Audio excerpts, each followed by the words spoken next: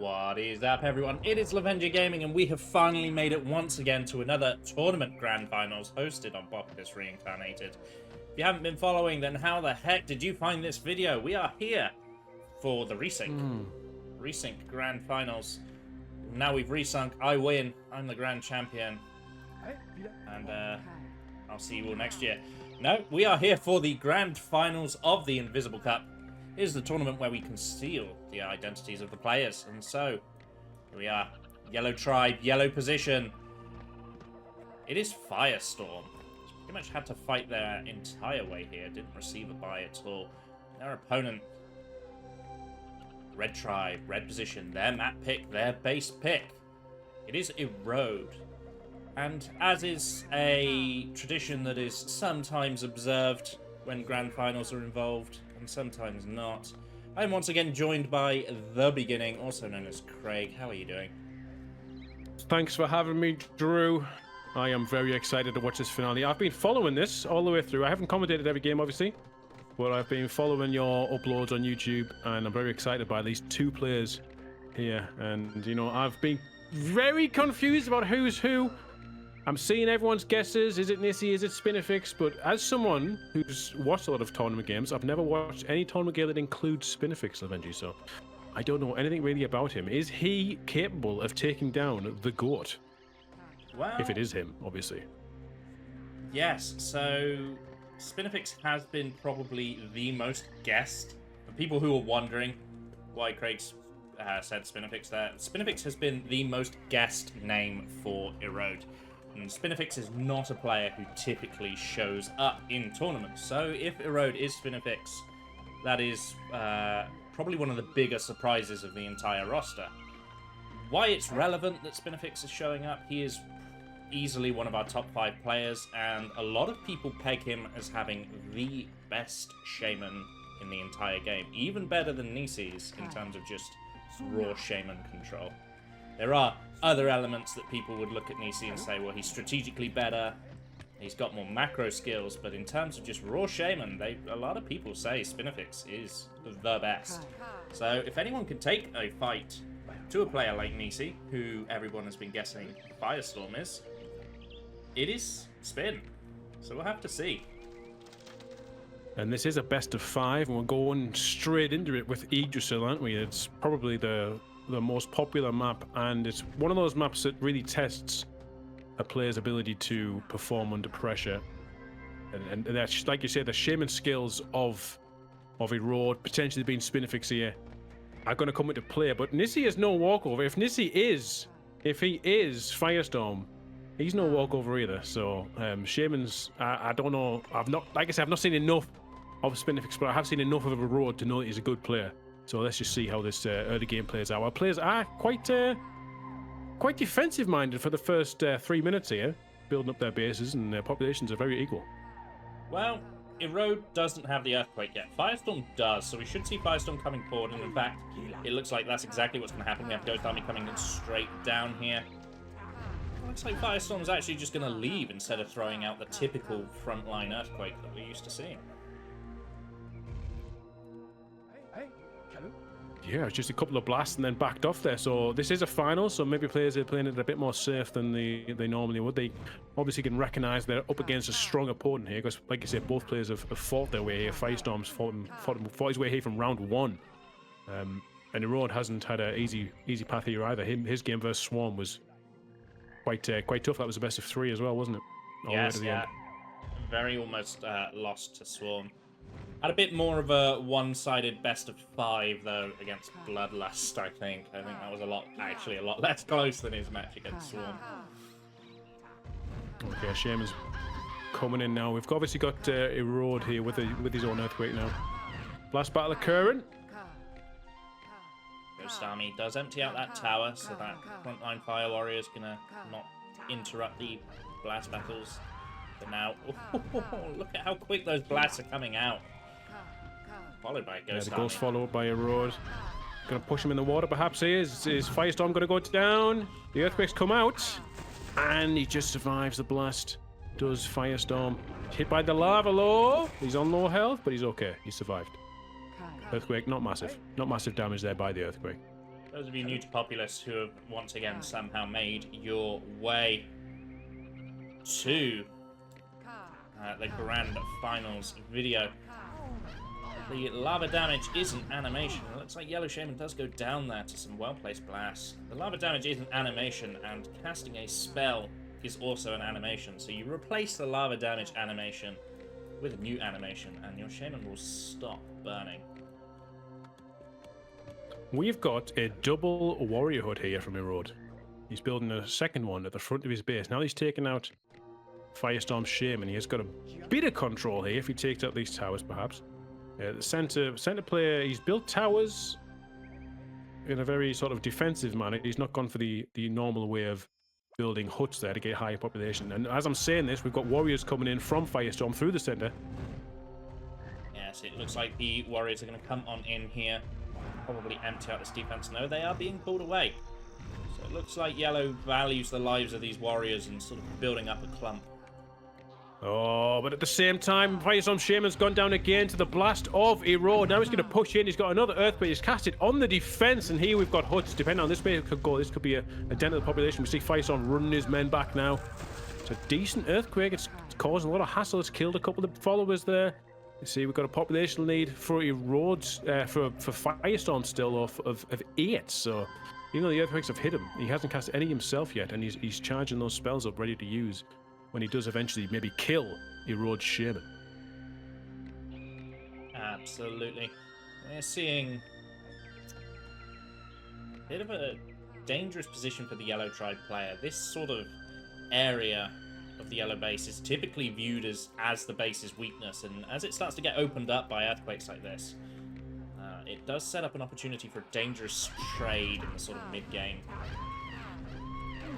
Not going to see that straight away. We're seeing another blast battle going on now. It looks like Erode's got the better of Firestorm so far, knocking Firestorm onto the low ground. So obviously Erode has higher elevation, can blast further, but Firestorm's made his way back up, but being knocked back down again. More goes to clear out the tower. I don't think there's anything more annoying when you're playing Populous than when you're trying to get up a hill. Someone just keeps pushing you back down the hill. Very good play by Firestorm to keep that Fire Warrior in the tower and make him target that Shaman as well. The Shaman is on low health, and he's filled the other tower as well. He needs to back away very quickly, otherwise he could die. He has backed away. But here come the fire followers. I should say the follow from Firestorm. Couple of tornadoes, 3 tornadoes in fact. Good spell, Tornado. Good, it's really stripped open red defense here. It swings map control back in the favour almost of Firestorm. He's got some swarms now to clear the towers as well, but Erode's not going to let him get any further. His Shaman is here, ready to stop him.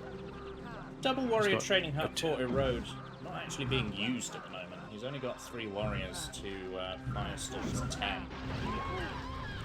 Oh, an early lightning from Firestorm has missed the mark though, so that 800 points of mana has just been wasted. He's got a second. And both Shamans have sort of reset. He's got a second, has he? Whoa, it's a bold play. It's an interesting play for Firestorm. You don't normally see players of this caliber charging lightning this early on. I mean, there's value in it, as much as people like to hate on the lightning ability. You know, there's a lot of value in catching a Shaman off guard, getting a kill, and opening up an opportunity. Had Red died there, all those warriors were on the front line, just ready to charge in. The damage could have been huge. So I think the light was a smart choice. It's a shame that it missed for Firestorm. Firestorm's opted to go to the centre now. He's tried to go through the front, but he's going to go, you know what, I've got 2 earthquakes, I'm going to go to the centre. He's got some huts there as well, now has Erode, so if there's a prime real estate really for getting some earthquakes in, causing some damage. His Shaman's there as well, so his Shaman could get caught in this earthquake, and now it goes. He's okay, but it has sunk. That was brutal. Is that 2 towers, a hut, and burned another hut? Another tower? Crazy. Yeah, and I think more relevant is it's opened up what I like to call the red trooping path. Warriors can now slip down into this side strip very easily with the help of that additional land, and it does become relevant. He went for the lightning again, but it's missed. Follow blast was good though, so Erode still does have to back up, but 2 lightnings have been missed now by Firestorm. Very unorthodox. I like the way he's built his huts towards the centre as well, though. So he's taken all the land he can to build. Meanwhile, Erode has not built down the side of his base, so he's backing up there. He's got his towers built in a nice defensive position. The second earthquake's coming now, though. Lots of blasts occur in the Lovenji, but no shaman's dying. Both of these shamans more than proficient. Oh, a trade. Both go down. They both go down. Both of these shamans very proficient in their control. You are seeing what we were alluding to of Erode showing through their matches that they have a phenomenal shaman. As I do think they've demonstrated a higher degree of shaman skill, even if they're in a losing position currently on Yggdrasil. Yeah, green bars are pretty much equal. We have got a 10 population lead for Firestorm. Fire Erode, however, has got 2 earthquakes charged up ready to go, while Firestorm only has 2 tornadoes. So could potentially see the population swing if the earthquakes are used in a good way. But we can see here Firestorm some nice fire warriors at the front line for defense there, trying to build some further towers as well. 6 warriors in the center now. By those warriors from Firestorm, they picked up a quick 6 and then retreated. Both shamans trade tornadoes. Red shaman not picked up. Yellow's picked up, but thrown away on land. Now we'll see. He will have lost half of his HP there, though, so he needs to be a bit careful when he does attack. He hasn't got any lightnings now. He has got another tornado, no almost an earthquake. He's gone for the tornado on the tower. That kind of tornado is good, because you try to hopefully pick up the shaman at the same time. But look, at the same time, we've got the warriors who tried to make a play through the center. They've been pulled back now, though, because the shaman is still alive from the road. Ooh, a little bit of funkiness there.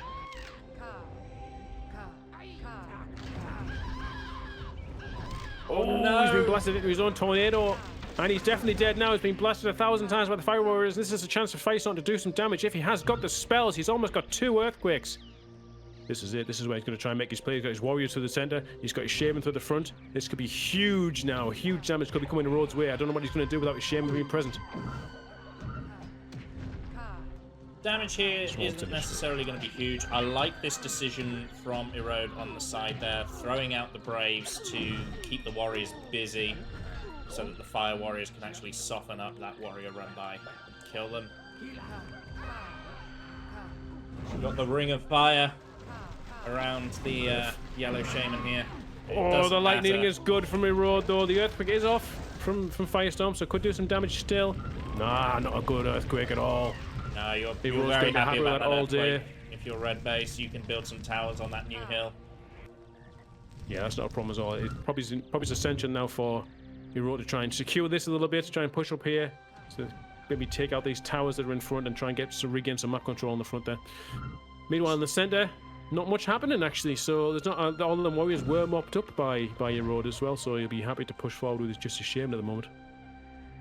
Which is, he's doing exactly what I just said. He's getting rid of that tower. I would expect him to put some plans down as well and bring some braves up and try and fortify that position back for himself.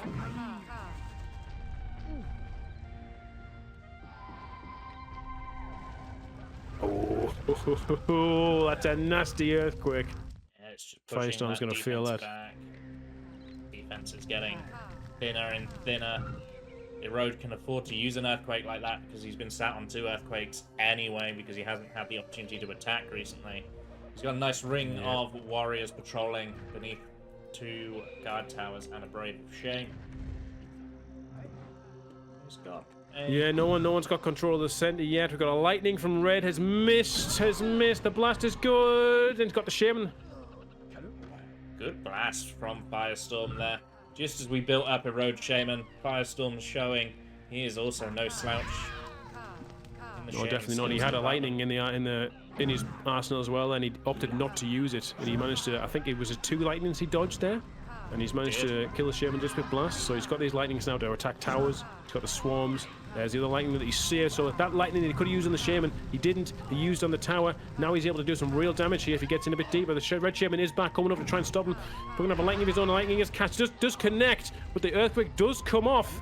Comes the frontline warrior training hut, which does get taken out. Of course, red not terribly bothered by that. Does have the other one in the back, although you do typically like to have more than one troop training up on Yggdrasil.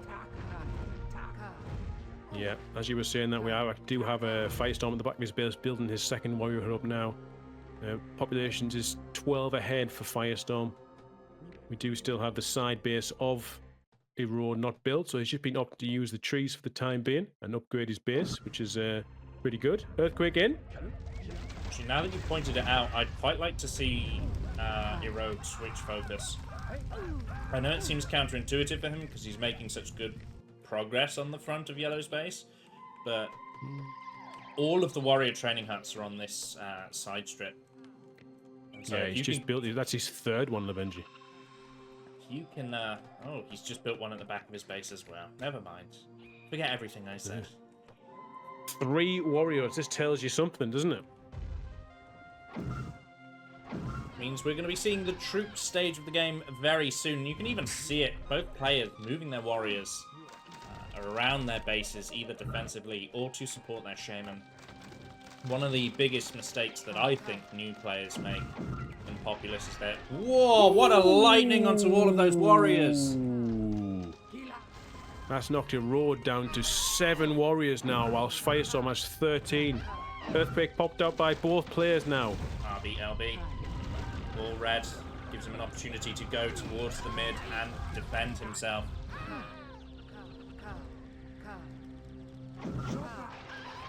Lightning Nice. is good by a road, though. Now those warriors are going to get destroyed by the shaman. I don't know if the swarm was the right option there. He managed to scatter them all over. Maybe he could have blasted them and lightning them if he had the spell. But he has sent his own warriors to the front, but they're getting destroyed by all those fire warriors there in those in the huts that are patrolling. The earthquakes come off in the centre now, though. So I think you're right in what you said before. Its focus has shifted for a road going through the centre now. Got a few warriors to deal with himself, but I think he'll be okay against them. He has got his own fire warriors there and his shaman for support. Interesting that despite how open Yellow's front base is, the fire warrior is actually leading the charge aggressively down the middle strip to kill some of these braves that are floating around, stop them building these forward towers.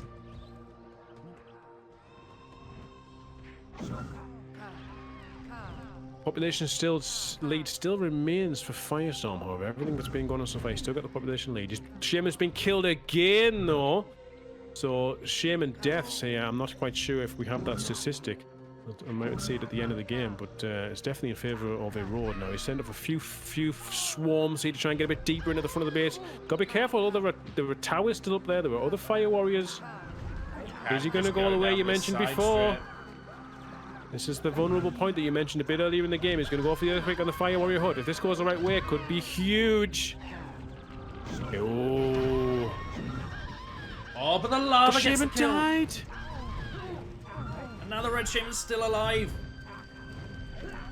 Well, What was that? Oh, no way! What I was thought that she was pushed in the brave? water for sure there. How did she survive that? That must have brave been just the perfect pushed tick. himself into the water.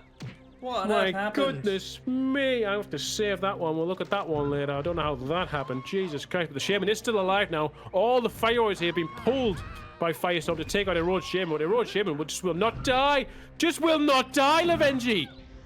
Tornado onto the fire warrior training hut. I'm not sure that's valuable. You could have used it on the core to guarantee the death of the yellow shaman, or at least give you a good chance of it. But you don't need it if your blast is that He good. doesn't need it, but he's blast good. Oh, you're right though, but the lightning has taken him out. And I did notice that the second fire warrior hut is already built for Firestorm on the side strip, so he's not crippled by the loss of that fire warrior hut. No, but I've talked about it plenty of times on this map. This side strip fire warrior training hut, it's a what do you call it? It's a band-aid to the problem. You still need to make yourself a more secure position for your fire warrior training hut, because as soon as you lose that main base one, you can guarantee the next thing that happens is you get sided, and you are going to lose this one very soon after. Yeah, so without central control, if you don't control that hill in the center, your fire warrior hut is very vulnerable there. We've got warriors coming in from a road. They've been mopped up now by Firestorm's own warriors, and he's coming back out with his retaliatory earthquake on the front there, but we can see that Erode had built some huts there very quickly now, so he's happy to take earthquakes there, as we've discussed many times before. Lovenji, players would much prefer to have their pushed out defense earthquake than their actual base. This is perfect for Erode at the minute, and he has taken the population lead by 11 right now. Absolutely. Going from a 10 population deficit to an 11 population lead. You're happy about that if you're Erode. These two actually duking it out and giving us one heck of a game of Yggdrasil to start this tournament off, and this is just the first game of the tournament. Looks like Erode was trying to bait in Firestorm's shaman there, but Firestorm having none of it throws out another earthquake. Firestorm does have the greater green bar. He's got a potential of 201 population. Well, that's not really much right now. Green bar is not that important. You want to be thinking about your actual population. Still quite neck and neck, though. I don't think anyone's got real map control at the minute there. Lightning is good from Erode. I think Erode is just getting the better of Firestorm in all engagements here. And he can maybe potentially kill this army of warriors here. I'd like to see a land bridge, but he doesn't have it charged. You know, you go down here and just finish off that Fire Warrior training hut. Yellow's in a dangerous position. In fact, there's 2 warrior training huts here as well. You could severely cripple your opponent's troop production if you come down this side strip. We're not going to see that. We're going to see an earthquake on the front. That's a beautiful earthquake. That really cripples Yellow's potential to get control of the middle. Reds, I should say. And Red's now sending warriors through the front. Oh, no. Sorry, ignore me. There's actually Erodes. Well, you see, the challenge here now is... Yes, these earthquakes have made it hard for Yellow to get out, but they've also made it very hard for Red's troops to get in. And it's going to be hard to catch Yellow off guard. Oh, he's so good! Why do I say anything? It's going to be hard to catch Yellow off guard as he gets hit in the face by a lightning. God. I'm still feeling a man cold here, so I've got a bit of a tickly cough, but I'm having to keep my throat lubricated with cider. Only cider, of course. But I'm really enjoying this game. We've got a really beautiful earthquake again there from Erode, and it's just constantly at the defense of Firestorm. He just can't keep his defense built. And that is a mess. Look at that defense. He's had to build 3 towers in the middle of his base there. What I would normally see back in my day, you would see players now take advantage. They would land bridge over here, like in Red's position, and build on that and just keep smothering the opponent. In my day. Yeah, back in my day when warriors weren't used because you would just stop them from attacking. Back in my day, we used to force and it was fine. We do see one land bridge. Oh, both players opting for a land bridge now.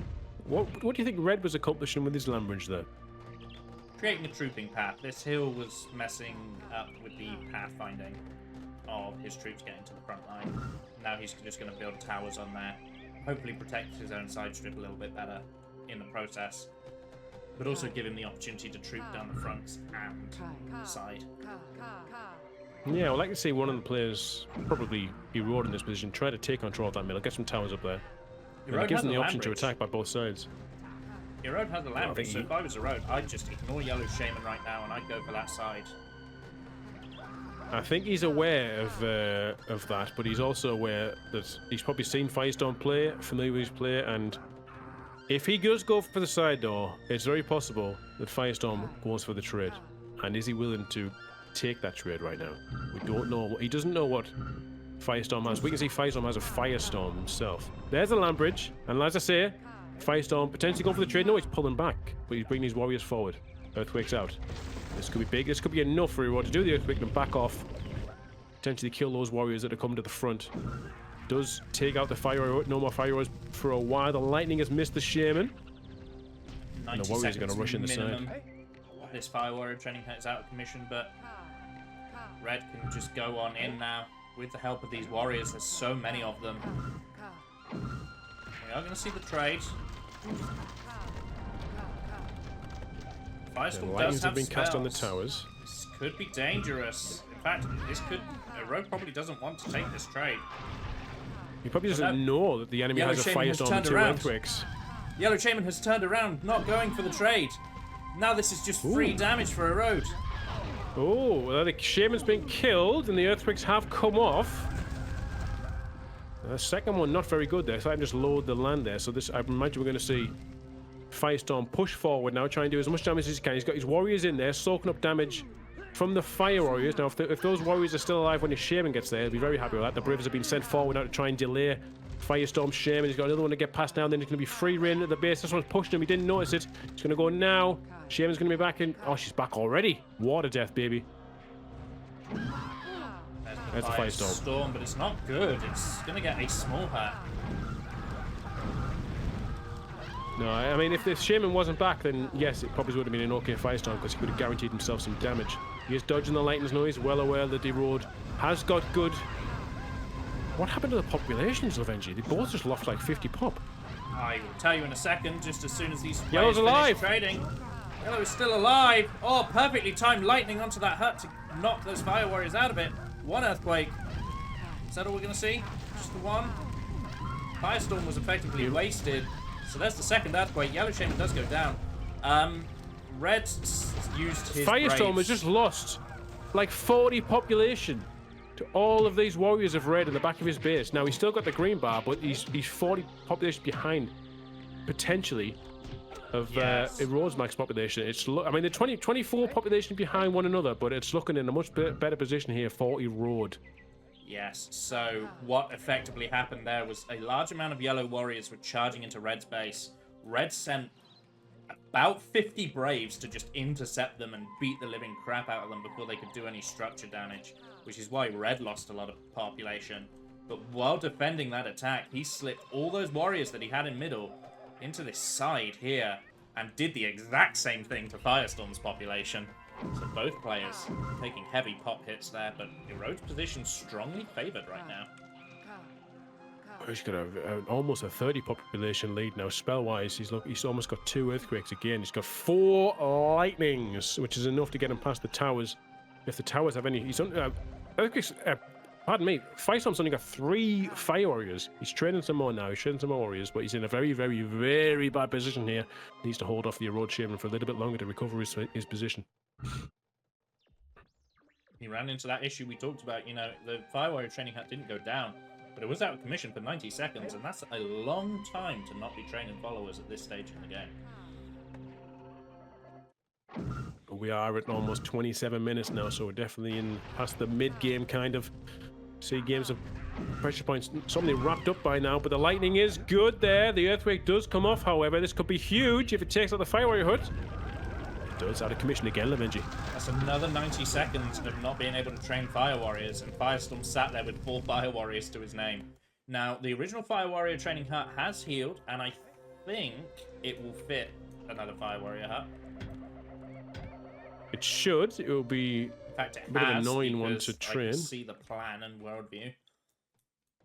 Oh, yeah, you can see it. I wish they were a bit brighter of a colour with the yellow tribe. Very hard to see on this map texture. You have to go like at a slightly off angle for yellow. You have to put the plan Yeah, that you're looking at right in the bottom of the exactly what globe. I was doing.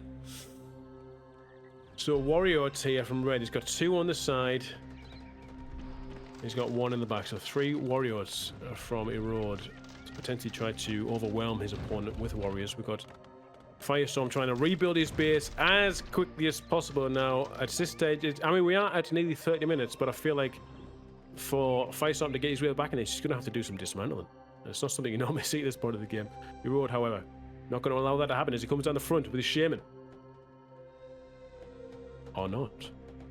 Thinking about it, charging up his spells. 2 earthquakes, going for another land bridge. Maybe he is going to push forward and try to smother the Shaman. Maybe we can get a prey in the center. This is a volcano in the center. It does take a while to pray, but it's not Armageddon like it is in the original map. It's a nice volcano, so... I mean, who says no to a free volcano eventually? No one charges it because it's a bit crap when you use all that mana for it. But if it's free, you would take it. Yeah, you got to remember, 1 volcano is 2 firestorms, and 2 firestorms have infinitely more use, and in most situations also just deal more damage. Yeah, definitely, because volcanoes can potentially guarantee 4 destroyed huts if you cast it in the right place, but again, 2 firestorms could guarantee 8 destroyed huts, so exactly. And even just There's talking an in earthquake terms from of Erode. population, nice lightning directly on the tower there. Yellow Shaman dead. Unfortunately, Red did go down as well, but Red will be happy with Earthquake's that. okay though. Because he's keeping the Earthquake's pressure done on. some damage. And look at Exactly, this. and he's got some warriors down the side. Look at this wall of towers. And yes, warriors yeah, coming down it's this fair. side strip. We look at this from the bird's eye view. We look at the red base here. It's looking very, very tidy. The front of the base, well fortified in response. Very messy from Firestorm. defense obviously not nearly as secured, especially on that side door where warriors are now coming down. Just taking out the tower plans, to be honest. It's a good idea. It's a good idea from Road. Take out these towers. Don't let them be able to build there very easily. Put your own towers down, which he's doing right here, which is beautiful. Going to fill those up. Absolutely. And he's got a 30 population lead now, so things still looking in favour of the Road. And it's got Firestorm on the back foot for the first time in the tournament. You're gonna have to bear with me 1 second. Guys in chat, be respectful to one another. This is not the matchmaker. I will time you all out if you keep talking to each other like that. Back to the game. Nice lightning from a very beautiful lightning from Erode. As I managed to kill Firestorm Shaman, and the swarms are coming in now. This could be absolutely huge. Erode has got an earthquake going for his. He'll have his second by the time he gets it off, and this could be the end of the game if he gets in here to do enough damage. Shaman is being held back by the followers, but you know that's fine. He can kill these followers all he wants. You know, even if he doesn't get game-ending damage in here, the story is told when you hover over the two tribes and look at the difference in spells. Yeah, it's just pure defensive by Firestorm right now, and it has to be. Two lights for Firestorm, who is hanging on for their life. Meanwhile, Erode is just charging more earthquakes, and he can cast crap earthquakes at this point and still be getting himself ahead. Yeah, look at the green bar. Look at the maximum population of Erode versus the maximum population of Firestorm. Got a lightning trade there. One was in the hut, one was outside the hut. Both Shamans managed to survive. Looks like Erode's backing off for the time being. He can afford to. He can afford to waste Firestorm's lightnings. He knows every time Firestorm misses a lightning, it's an extra earthquake against him almost, you know, in terms of aggressiveness. We've got Firestorm taking out the warriors of Erode on the side arm. Meanwhile, Erode is earthquake in the defense. And Erode's just, I don't see a way back right now for Firestorm. Just looking at the overall situation and the spells that have been charged, I think Firestorm may be delaying the inevitable eventually.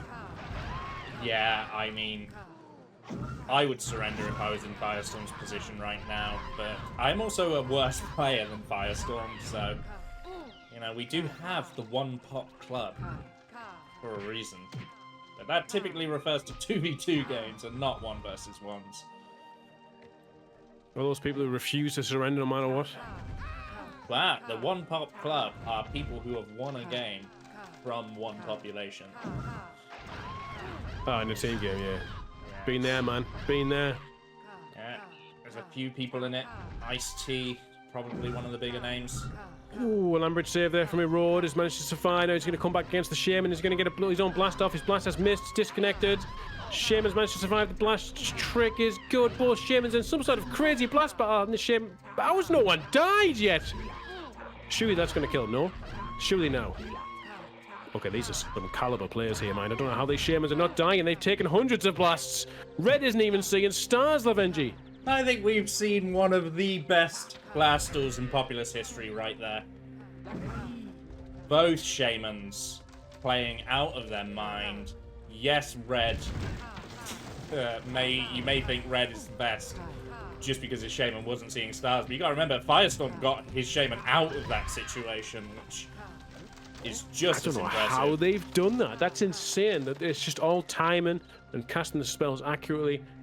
It is so good. Now, obviously, Erode survived as well and managed to get the earthquake off. The lightning has missed. It's just pure defensive play here from Firestorm, and his population's not going as quickly as Erode's is, so he's now 50 to 60 population behind, while another earthquake comes off against the defense, and the warrior's going to rush in now and take out the remainder of that Fire Warrior hut.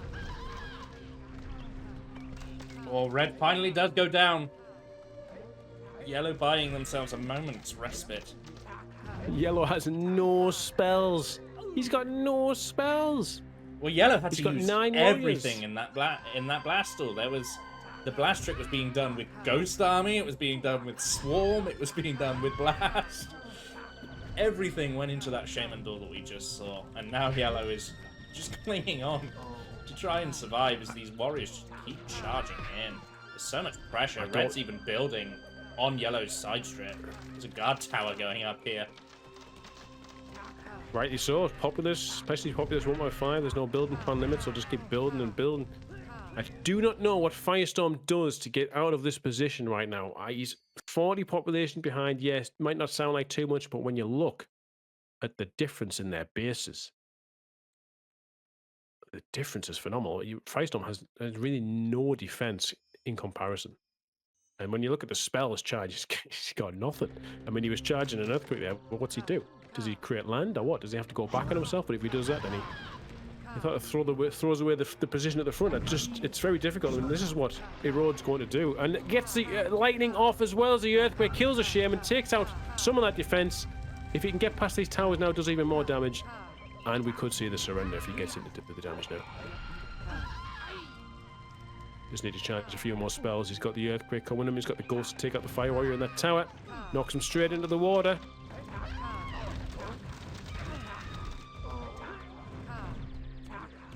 The blasts are coming out.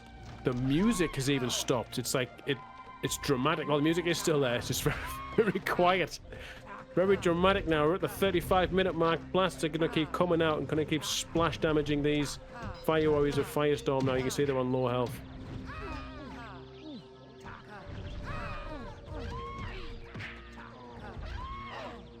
Firestorm doing well to have some warriors here as well. Not bad at all. Not bad at all, but the more warriors he has, the less mana he has. And this is where it's going to come down to it. This shaman battle here could be pivotal for the rest of the game. Lightning is good though from Firestorm. The lightning is good. He does get the connection. Very nice indeed. Very nice indeed. Managed to survive a bit longer. He's still 50 population behind though, and his position has not changed in the last few minutes. Red needs to keep building forward, just keep taking this land. I'd quite like to see what you said, you know, fill in this puddle, turn it into even more huts, turn it into even more towers. Just take the territory away. So that, yeah, do that. Start worshipping at the Stonehead. Just put all the pressure on. Got Landbridge from Firestorm. He's going to try and build on that land he's just made. I mean, if Firestorm can somewhat equalize the game here, I will be amazed. If he doesn't, even if he goes into lose but brings us back to an equilibrium, I would be amazed. But I mean, we'll see. We'll see. He's going to. This is of note. This side strip is usually a bountiful forest, and at the moment it's currently barren. That gives you an indication of just how much building has been going on here. Now, will those trees regrow? We'll find out. Some people say yes. Some people will say no. I'll commit to one side, and then the other side will be true. So I'm saying nothing. I'm saying I don't think they'll come back. I don't think they will either. They should, but I don't think they will. We've got the lightning from Erode, which is good. Kills Firestorm Shaman, so Erode's got another opportunity here to do some more damage. He should maybe have some warriors. Has he got any warriors trained? Only 8, but 29 fire warriors. If he had some warriors with him right now, he could just totally overrun this whole area. But he's only got a shaman. He's confident in his shaman's ability. He's going to kill these fire warriors that are hitting him. He's on low health right now. He's going to back off. We'll go around the side, maybe take out that tower. Maybe just destroy this land that Firestorm was trying to build on. That would be enough. Not to sound like T-Rod's a #1 fan or anything, but Erode could identify that Firestorm has no real spells and just backdoor. And then just troop through the back. Because the troops are struggling to get in on this front because of how uneven the terrain is. You might not need the backdoor. If you could tell me the post-game statistics after this, I want to know the Shaman KDs here. I think Erode's been just on point this whole map. Fire warriors have been pulled out. Man, this is going to be game though. This earthquake is deep in the heart of the base. It's going to do a lot of damage. Sinks a hood, destroys another, kills a lot of followers there. Population's dipped even further. He's now almost double the population. He is double the population, more than double. Now he's in the back of the base now. He has almost got another earthquake. He's getting knocked in the water here though, but no! Erode does not get knocked in the water. This shaman does not get knocked in the water. He is too good. Sure. Unfortunate for the red shaman there. Earned his way to the back of the base and then immediately died. That's tragic. He almost got his earthquake off it. It was just charged there after he died. Curse of the commentator perhaps ruined him there. Fire warriors and warriors from red at the side door have not been successfully mopped up by the warriors of yellow. Yellow with his own retaliatory earthquake now managed to destroy 2 towers, but Erode's not going to care in the slightest here. Erode's taking your tips, praying for the volcano. in the center. Yep. Conveniently, also 1/3 space of the for a way there. warrior training hut up there. Ah, did we see that on one of the maps? We did see that in one of the maps. It looked majestic. I think it was it Flatten?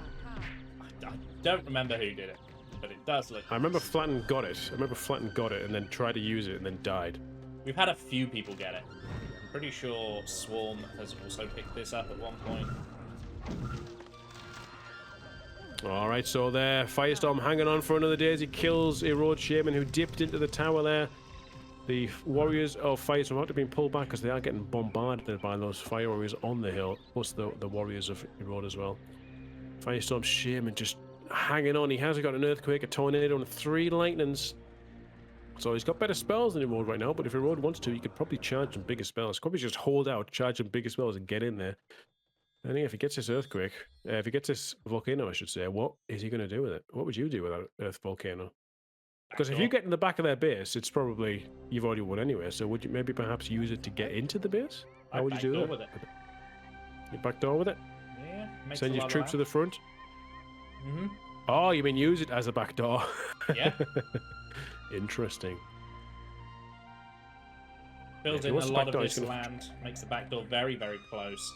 And, you know, Firestorm's so cooped up to the back of this base and has shown they don't really have the mana to charge a bunch of spells.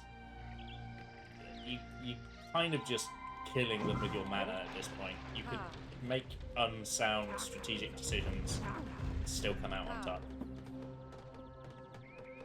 Yeah. I do still think Firestorm's just fighting a losing battle here. He's gone for the lightning from the tower. It's managed to miss. But it is good though. Maybe just keep yourself warmed up. Make sure you're prepared for the next game. It is a best of 5. You lose this one game, you can still win the next one. And you're back on even playing field. But he has managed to get the kill there again. He's been knocked into the water by something. No, I just caught a glimpse of it. So both shamans are down right now. I haven't been reading a lot of my chat, but someone in my chat has posed an opinion with the volcano that I thought you might like to consider, Craig. I'll even let you guess who posed this opinion. How about casting the volcano and then flattening to the top?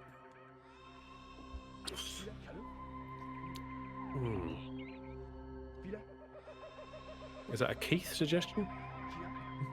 Close. It was an Inca warrior suggestion. Oh, it's equally as crazy. So what? Cast it at the front, flatten up, and then just go forth and multiply. I like it. Just go forth with flattens from atop your volcano. I would love to see that. I really would. We've got an earthquake now from Firestorm on Erode's defense, trying do a bit of damage while he can. Erode Shaman's coming back down there again. Erode's going to be so happy with all this. Is he going to be charging any bigger spells now? He is. He's going for the Firestorm.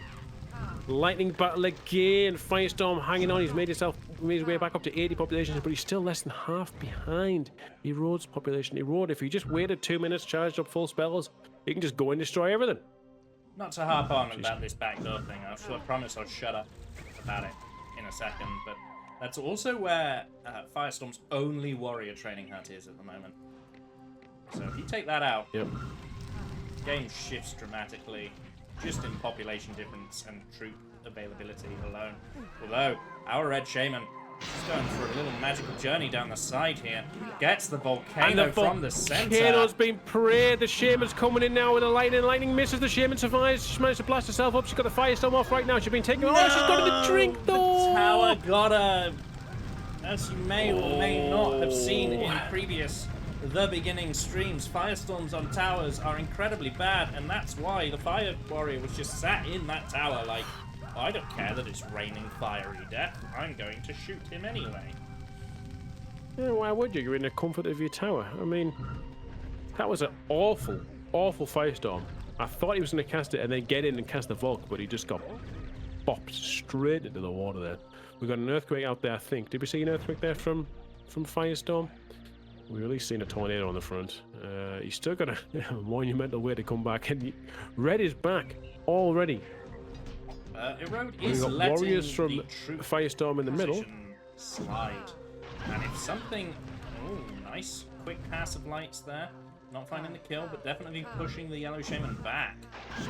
Oh, Firestorm's got the kill. He's still in it. He's got his warriors in the center now, done a lot of damage, taking out those huts and those towers. Going to pull them back now so they regenerate their health. My chat are telling me that your stream has died. Really? I don't know if it. Oh yeah, it says I'm reconnecting. Yeah, it does say I'm reconnecting.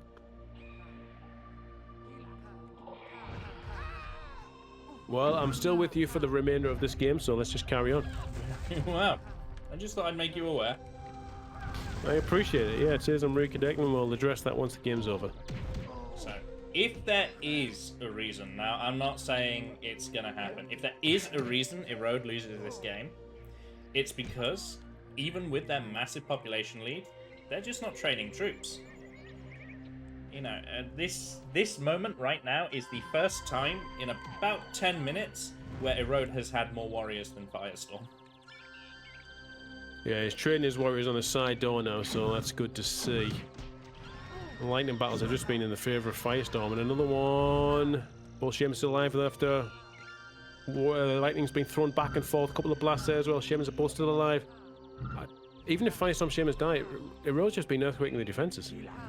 So Firestorm still manages to hang on, but again, populations have not improved for him. And the Shaman has finally gone down to Firestorm, so Erode's now got a chance to go in and do some more damage. He's bringing in the warriors to the centre as well now, so finally, as you were saying, he's trained these warriors to send them in now. This could be the moment. The GG's been called! But how was that for a first game? 46 minutes. Alright, ready when you are, bud. Oh, look at that, you didn't even miss anything. The game resynced. Ah, perfect. Perfect. Let me press the record button. Pull this side out while you do the intro. Oh, good. I get the honor, do I? What is up, everyone? It is Lovenji Gaming, and it's okay, Craig. I have started the intro, and we just watched one hell of a game one between these two for the Invisible Cup Grand Finals. So we are over onto Craters playing the Red Tribe. Green base. Up one game. It is Erode. And their opponent, having fought their absolute best on the previous game, it is now their map pick because they were defeated. Playing as a Yellow Tribe, Yellow base, mandatory as part of the rules of Craters. You have to be Yellow base in Yellow. You have to be Yellow Tribe in Yellow base. I got it the right way around eventually. It is Firestorm, and you may have heard him crack open a cider during my intro. Joined by Craig, the beginning, once again. An absolute pleasure, Thanks for waiting for me to fix my technical issues there that sort of always come about whenever I do any sort of streaming. I just can't help it. But yes, the cider was more important than fixing. I'm here now, cider in, second game. I cannot wait. I have seen Firestorm on this map. I have not seen Erode on this map. Firestorm was sort of in a similar position he was on the Pressure Point game where he was behind, but he managed to come back against Volcano and take that victory. He's on the same colour as well this time. He's going for the Tower Land Bridge, which he didn't do. If you remember, Lovenji, he didn't do the Tower Land Bridge. So he went. It's interesting because you sort of brought it up. Yeah, there you go. This is why you have to be Yellow Tribe in Yellow base, because only the Yellow base can do that, because for some reason their tower is like marginally higher than everyone else's. But this has been a point of contention for people who have watched Firestorm. Firestorm has picked this map 3 times, and every time, except for today, he got this wrong. He got this tower wrong, and people were saying, oh, it's Nisi pretending to forget the tower, or it's a noob who doesn't know about the tower.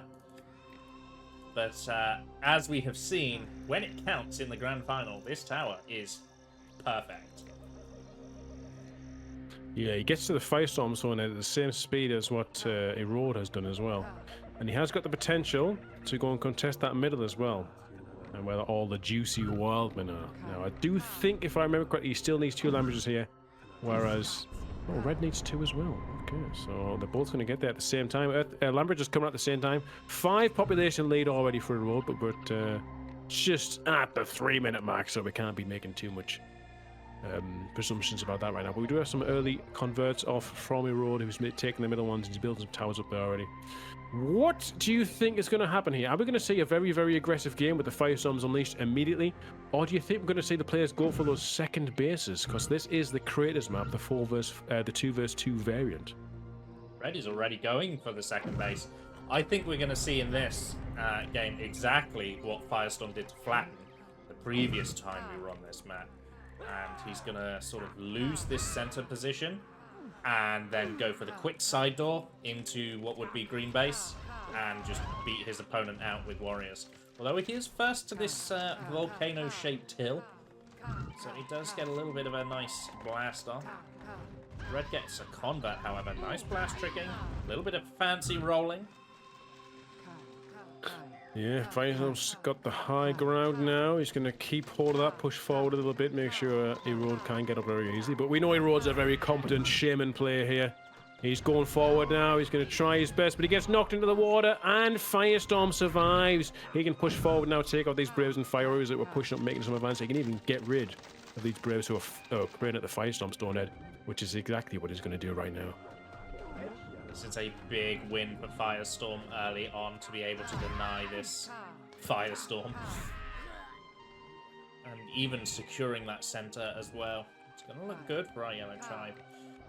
Erode able to retreat those Braves before they get killed, however.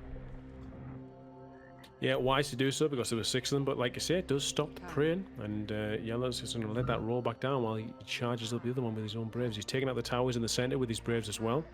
Probably going to build some towers of his own on the other side now. We do, like you said, we do have Erode building in what is traditionally the red base on Creators, so potential there to increase his population, and quite safe unless Yellow does land over there. But like you say, I did watch that Flatten Firestorm game as well. And Firestorm just kept his one base nice and tidy and destroyed Flatten, who was expanding everywhere.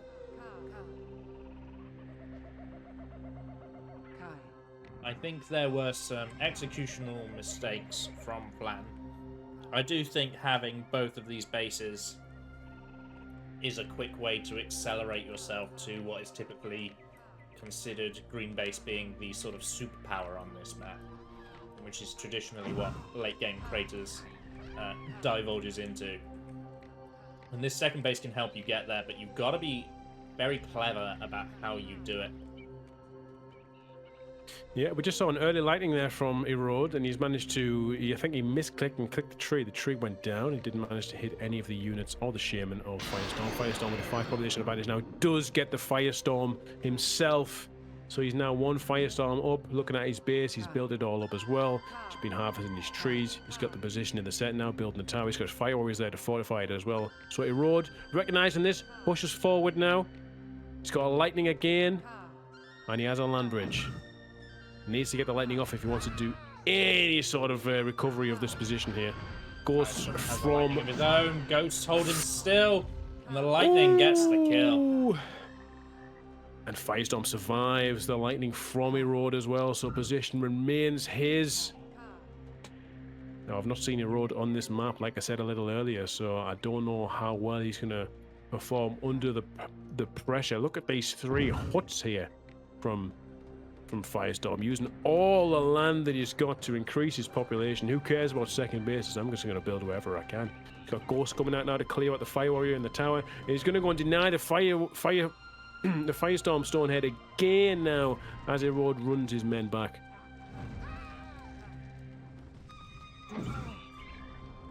He's going to connect on up to the second base and allow his warriors, already got warriors straight in to just massacre it.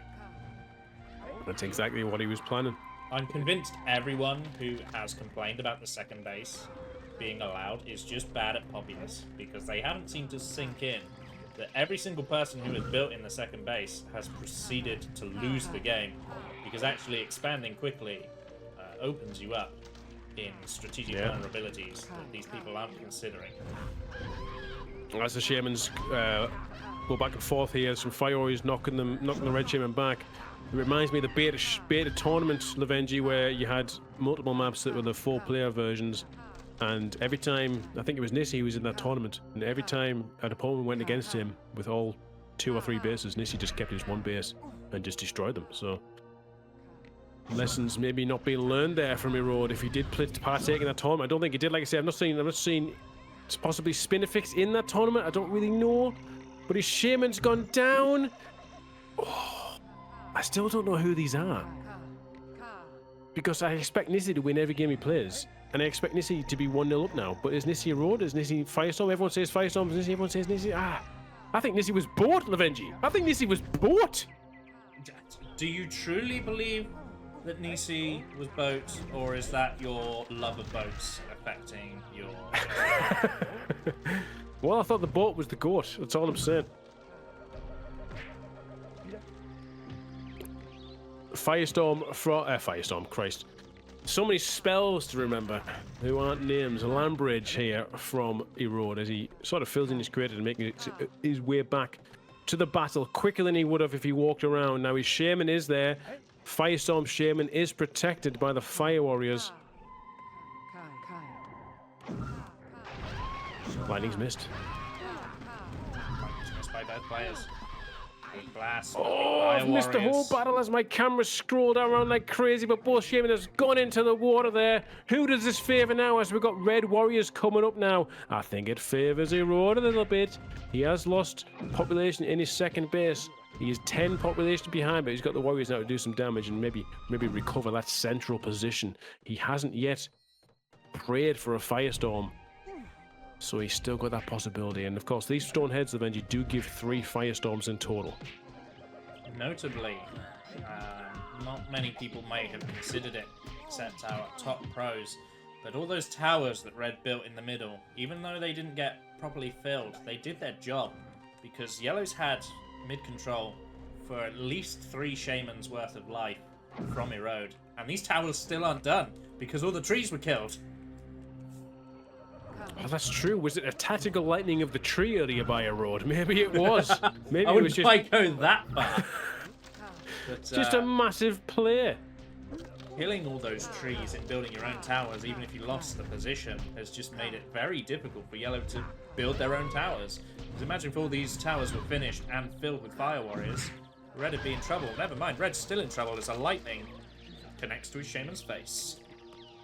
Yeah, and one of the towers does come up now. Of course, Firestorm could dismantle perhaps this one and then build the other ones. He's got Warriors of his own pushing in, but Red has got more there. I feel like we've got this Firestorm Stonehead's going to get delayed again. Erode's feeling the pressure now. He has got a nice population equal to Firestorm. He's still building in his second base there, but the Warriors are now coming again in the second wave as Erode pulls his men back. Oh! That's a Babbo death if ever I've seen one. Oh, Firestorm is Babbo confirmed. It's... Oh, who could it be? Who could it be? All right. Firestorm has a Firestorm, half an Earthquake. He's praying his second Firestorm. We're not seeing the spells cast yet. He has got his Warriors here. In the second base of Erode. Erode, meanwhile, is pulling his troops straight to that center. It's time to regain that position because Firestorm died quite recently. It's going to be a while for him to get back there, try and defend it. So in the next 10 to 20 seconds, we're going to see a central position flip in favor of Erode. What is Firestorm going to do to defend this? Or rather, to counter this? He has got a couple of languages of his own now. What's he planning to do with those?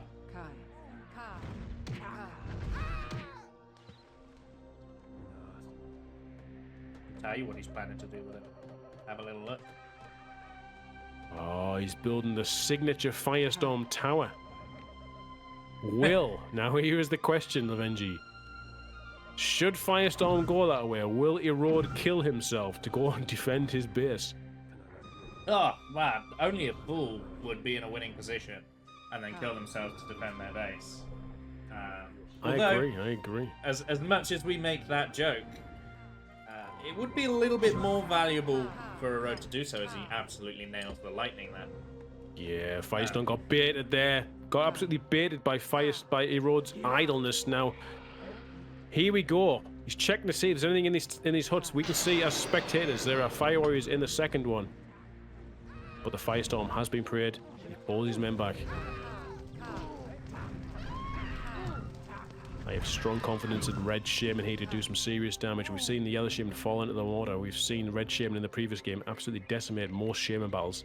Let's see what he can do now. Spell-wise, he's got an Earthquake, 2 Lightnings, 3 Swarms. Is it enough to get inside and do some damage with that Earthquake? I think so, because what we're going to see from Yellow now is exactly what we're seeing. He's going to go on over to his quick side door tower. Nope, never mind, it's not ready. So instead, he's going to go back to where our Red Shaman is. Is it wise to go for a trade like this? Is he just going to fill in his crater, perhaps? No, yeah, there you go. Here we go. Warriors to the side.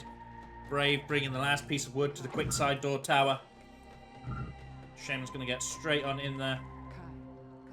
It's such a bold play when your Shaman's knocking on your front doorstep. I think it's Such because a he bold knows play. he's got mana superiority. You know, there's a lot of warriors here, but he's also got the 2 free firestorms and an earthquake. It would actually be more valuable for a road to kill himself to get back to the base than it was when Volcano did it. Yes, but you are correct that Iro doesn't have any spells, whereas Volcano at the time did have near enough full spells. And He's more managed to kill some importantly, fires to get in. when Firestorm was doing this attack, Firestorm didn't have any spells, whereas Erode is very aware Firestorm is most certainly rocking an arsenal here. Yeah, we're in a very similar position, but we're not in a similar position. So, he's done the connection, has Firestorm, but he's pulled his Shaman back. Ooh, Erode! Very almost dying there. That was close. Firestorm Shaman is like, I don't know whether to come back or go forward. I don't know, but the Shaman is coming in now. He hasn't got any spells, though. Obviously, Firestorm doesn't know what Erode has, so he's pulling his Shaman back. He just doesn't know, but... Well, most notably, the reason Firestorm is so confused is because Erode has completely evacuated his bases. There's no population there for Firestorm to actually kill. Where's he sent? Oh, okay. His population's He's got troops in there. He's got the warriors in there. Already has Firestorm, so... Yeah, he's aware that the warriors are doing enough damage, and look at this. This is so unorthodox. This is not how Populous was played when I was a youngin'. Jesus Christ, it's just populations running across the whole map. Base is getting eradicated by troops. Firestorm building another warrior hut now. Interesting. Firestorm tried to match Erode's running population by running their own population, but actually got picked up by 3 warriors there, killed a bunch of the Braves. Some still alive, but a good chunk of them got killed there. Now Erode has respawned back in their base. Could deal with these warriors if they wanted to.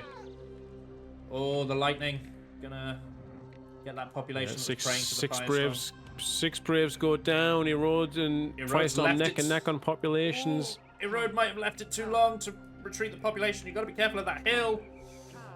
Oh, this could be brutal. Has he got a lightning? He has got lightnings. He's gonna go. He's got the ones on the stone head. Can he get up in time to do it? Oh, there it is. There's another lightning. You've got to factor in for just how long it takes the population. The Firestorm is a bit of a waste.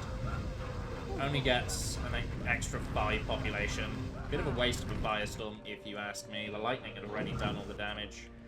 Well, he's gone down to 45 population as Erode. The earthquake comes out from him, however, at the same time in the base of Firestorm does a lot of damage, but population's only 2 followers that died to that earthquake. Meanwhile, the Shaman of Firestorm is like, I am coming for your population, and there's nothing you can do to stop me. He's got warriors in Red's base destroying everything, and the men are running back there. This looks like it's going to go to a 1-1. We're going to tie it up. After that massive Yggdrasil game, it looks like Firestorm's swung this in his favour very quickly. Tactical brilliance, perhaps. We saw it previously against Volcano, how good he was on this map, and he's shown that again. He reads the game very well and knows exactly what move to make. This is a strategy game after all, Lovenji, so it's nice to see some strategies actually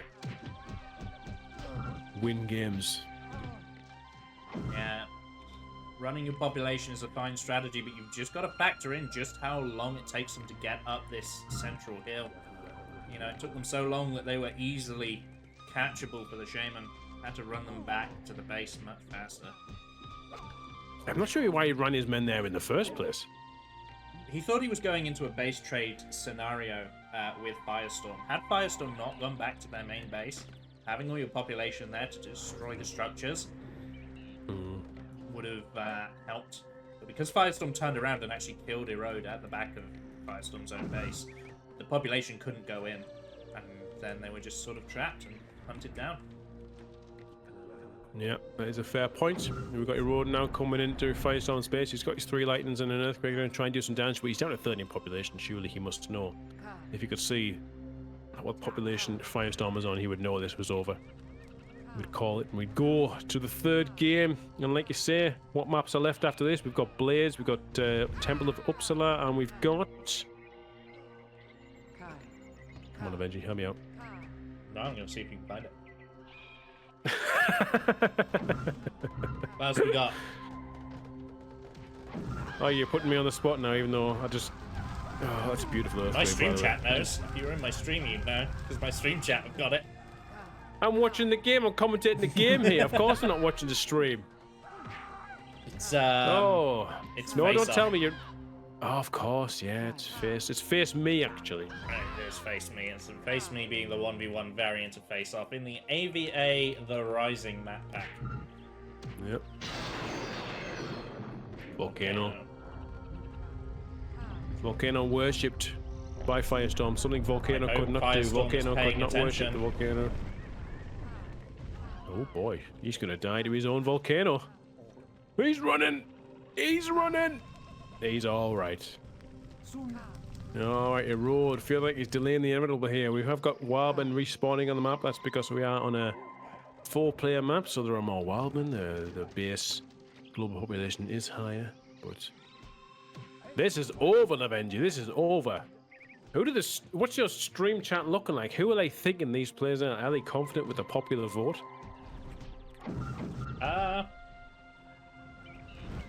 My stream chat aren't doing very much guessing of the players at the moment. I'm just gonna say that. Well, you've got who are the top players? You've got Nissi, you've got Babo. See, when it comes to tournament games, I only really know Nissi and Babo. They're the only ones who ever really play in the tournaments. Tyler the Fox, who is the lead developer for 1.5, thinks that this is an Inca versus Gabba game.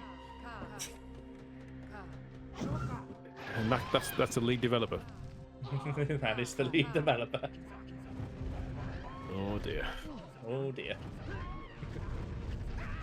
We've got the trained followers of Firestorm being sent in. They've managed to kill Erode Shaman with a few pummels of their fistful of magical fire. And now they're going to take out the Braves and whatnot. Erode trying to rebuild his base. I mean, the population of Firestorm isn't exactly phenomenal. It's only 60. When it comes to trained followers, he's got 24 of those that are trained. Notably, although I don't in any way, shape or form think it's going to help him win the game, notably, Erode's population has been going up. Usually in a position like this, you want it to go down. His population has been going up. Well, I respect trying to get back into the game. It's called the GG now, though. Erode's called the game. We're going to go 1-1 here. Wow, maybe we will see Temple at Uppsala, Lovenji. I hate it. Could you imagine? I hate it. Hope they do it now. Get it out of the way. Because you don't want Temple at Uppsala as being the decider, do you? That would be a very lackluster decider, for sure. Lackluster or amazing. Remember when we commentated the Revival final, you were like, this is going to be the worst map ever, and it was a great final. So, Blast Battle is a YouTube short, Lovenji. I mean, that could be an idea. Oh yeah, and Populous has a huge market for YouTube shorts. All right, let me do this one, Lovenji, son. Here we are, Game 3.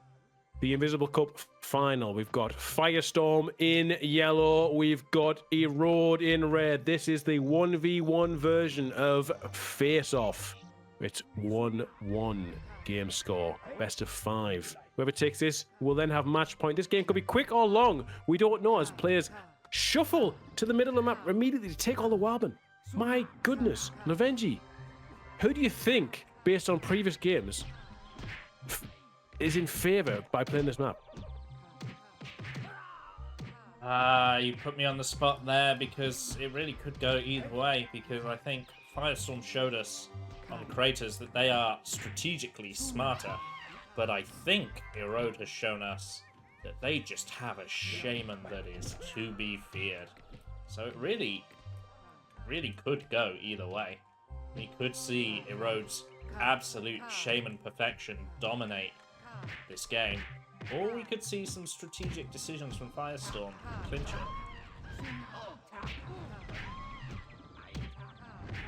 We've got an early blast battle here as the converts were used as sort of like a blast trick. Population lead is 10 already for Firestorm. So you feel like Erode really needs to win this blast battle right now. I'm surprised Erode didn't just go into a tower. He's gone into the water instead, Lovenji. What do you think about that? Not good for Erode with the population difference. We could just be seeing this game snowball from here. Erode has been building, so perhaps we'll see some rapid dismantling to make up for it. There is a 4 convert at the back of the yellow base that Erode can pick up as well. Yellow base, not yellow color tribe, of course, for those of you who just watched what I said and are getting confused. I was getting confused, but yes, I know what you mean. Red Shaman didn't even opt to convert them. Has gone straight back to the middle to try and contest the middle. He is 13 population behind, so I feel like he really needs to get this battle won now, because we've seen Firestorm take very early fights on face-off previously. Like I say, against Flatten in the semi-final, he destroyed him very, very quickly. Erode Shaman knocked down the bottom of the hill there. He has got a fire warrior for backup. Had to use a blast there just to stop himself rolling, which normally isn't a big deal, but when you're on 17 pop, that's a huge use of mana to just not use. Yep, he still. Did he get those warmen at the back, or did they just die? I think they just died. They just died. So he's just dismantling to get his population up now. We can see the tower coming up from Firestorm, and his warriors fire warriors are coming up there as well. So he's probably going to fill that tower, take out the red towers that are already built, and then just take control of the center. And we know how important that center is in face-off. You can build huts on it, you can build towers on it. It's got trees for days, and if you are feeling spicy, there's a quick volcano stored head in the middle. 2 minutes 47 seconds. That is quite quick for a populous prey. But we don't often see that get preyed to on face-off. Why might that be, Craig? Well, we alluded to it. I can't remember if we cast a face-off previously. We're like, what would happen? I don't know. Maybe we'll see. But yes, what will happen? No, but I'm sure it was on this map as well. I might have done it with my Armageddon versus Teleport. I can't quite remember. But if this is prayed, it will trigger a natural volcano, which is very popular single player. There's lots of triggers when you worship dormant volcanoes. So the player will get a volcano. Yeah, Gabba and Bullfrog. The player will get the volcano, but the entire middle will erupt, and you will essentially risk losing control of the middle by taking the volcano, which I have seen many times in the past over the many years. That can actually swing the game in the favor of your opponent by worshipping this. So maybe not always the best idea. So noteworthy, Erode has completely dismantled himself up to population parity. Of course, he's lost control of the middle to do that. But it does mean that both players are charging Lambrages, Lovenji. They're both charging, it's not Lambrages, lightnings. They're both charging lightnings. What are your thoughts on that? Keeping the Shaman dead on face-off or face me, the 1v1 variant, is very important. So I can see why they've chosen to do it. Utility spells are more than enough to empty these towers. So all you really need is just the ability to kill the enemy Shaman, and then the mid is immediately yours. Just like we see there. Such factual information you were given there, Lovenji, because as you were saying that, Firestorm's Shaman was backing away like he didn't want to take the fight. And when he did take the fight, he got took out immediately by the lightning of Erode. And Erode has just been so good with his shaman in this series. Now he's got the ability now to take over the middle. He, like you say, he dismantled his way back up to meet the population of Firestorm, and now he's taking out the middle.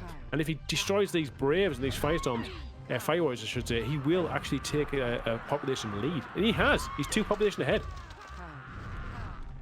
Yeah, just like this, you know, these utility spells, they're cheap, and they get these towers open. People forget how cheap the utility spells actually are.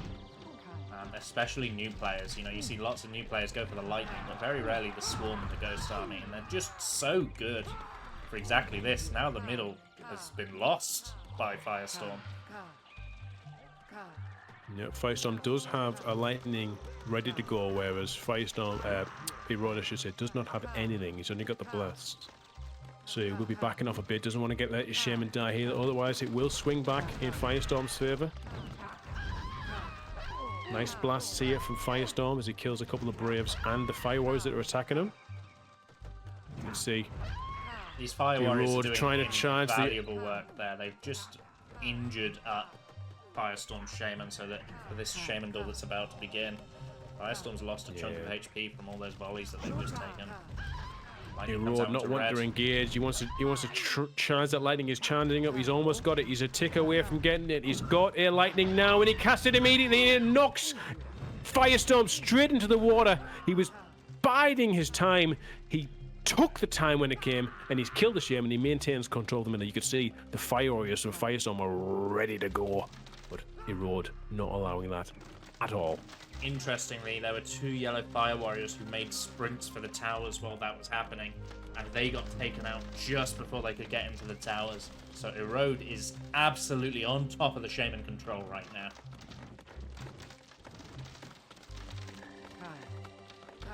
It's funny because I was looking at this thinking, Firestorm, I've seen him play this map, he's very good. He had control of the hill. I think he's going to do some quick damage here, but Erode's used those utility spells as you mentioned. Killed the Firestorm Shaman, and now he's got control of the middle. He hasn't got any buildings control. He's having to tear down the foundations of Firestorm, which is going to take some time. But when he does get them down, he's going to build his own towers and fortify it. So Firestorm needs to act, and he's acting right now. He's dodged a lightning. Firestorm's definitely patrolling in a nice manner there. I said that they stopped patrolling. Charging and down. Now they're all dying. Bully the shaman there for a second. This yellow position has been completely dislodged now. Even if red dies, yellow would have to rebuild a brand new set of structures. Both players have a lightning each now, and the lightning is being cast by Erode, and it kills the shaman again. He just can't miss. He just waits for the right opportunity, and he takes it. And yes, the warriors from Erode are now going to come in to the front of the base. These huts do have fire warriors in them, but as we've seen before, these shamans, these players, they know how to get these fire warriors out of the huts with a perfect time blast. What you're seeing here is a style of play that is sort of, say, perfected by Dead Sea. You do see it on here, but I'd say the style of play is most prevalent on Dead Sea, and it's the warriors. The warriors can kill an opponent when supported with a shaman, even if all the shaman has is lightnings and blasts. You can just use your warriors to finish the game, and we're sort of seeing that here. Erode hasn't been going for the earthquake, the same as Firestorm has. Just a good chunk of troops. Kill the yellow shaman, get those troops in. Kill the yellow shaman, get those troops in again. We've seen mid completely conquered by it. And yellow's already lost a hut in their main base as well. You know, this kind of gameplay makes me sad that 1v1s are not very popular in the mainstream multiplayer scene, because what we're seeing here is not something you normally see in team games. The way they're just bringing the warriors in and out, and it's like guerrilla warfare. It's quite interesting to see how these top players are jockeying for positions as the lightning connects from Firestorm. This is Firestorm's chance. Look at it. He brings all his fire warriors and warriors right now. This is the opportunity. This could swing the balance of the game. Good troop numbers for both players. A lot of fire warriors for yellow. There's just so many troops here from Firestorm. What is Erode's play going to be now? Obviously, we don't have any earthquakes from Firestorm, so he's just gonna secure the middle. Look at all those fire warriors. It looks great until they all get killed by a blast. He's gonna go for the side door and try and flood some warriors in. Doesn't quite have the land bridges for it. You need to. First one goes down. You're going to be communicating to the yellow tribe now that that's what you're going to go for, and these troops are going to now start pushing into your main base. There's no fire warriors in... there's one fire warrior in one of the frontline huts. But you need fire warriors in all of these huts if you're going to go from the side door. Just to hold the ground, stop the warriors flooding in and absolutely massacring you. Yeah, Firestorm charging that earthquake now. They're probably going to cast it on the front of Erode's base to do that damage, prevent it from attacking. So many troops in the middle. What can Erode do here against so many troops? He's gone for the lightning on the shaman, has missed, and he's going to get knocked in the water. He has the blast combination with the fire warriors, knocks him straight in there. This is where the earthquake's first earthquake, Lovenji. Your 12 minutes is going to come in. Can't believe it's been 12 minutes. And the warriors. Woof, look at that. Yeah, the earthquake's going to be okay, but the bigger problem is all of those warriors just waiting to charge in. Earthquake's okay. Warriors are now going to take out these frontline huts. 14 warriors from Firestorm to Erode's 9. Erode's shaman has come back now, though. Let's see what he can do. His shaman's heading straight forward. The shaman of Firestorm was stood still for a moment, but he's moving now. Lightning battle, both shamans miss. It has another lightning. See if he finds an opportunity for it. Erode's going to be fine with this, taking out the warriors. Obviously, he's lost control of the center now. This earthquake on the front has done more than just guarantee that the center is going to be hard to take. It's also made it to the red camp side. Red side now they just lose their base to these central troops. And now they have to contest the middle, where yellow has. Such a bold play there by Erode. He's managed to survive, though. He took on all those forces plus a shaman on his own. He's managed to survive. He's on low health now, though.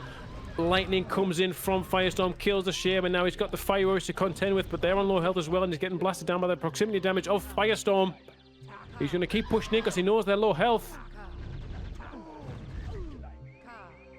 Only one remains, and the warriors are coming down now. What can Erode do now? He only has 0 fire warriors. 0! He's got no defense. Unfortunately, Erode is in a position where he has to play the best shaman duel of his life or he loses the game.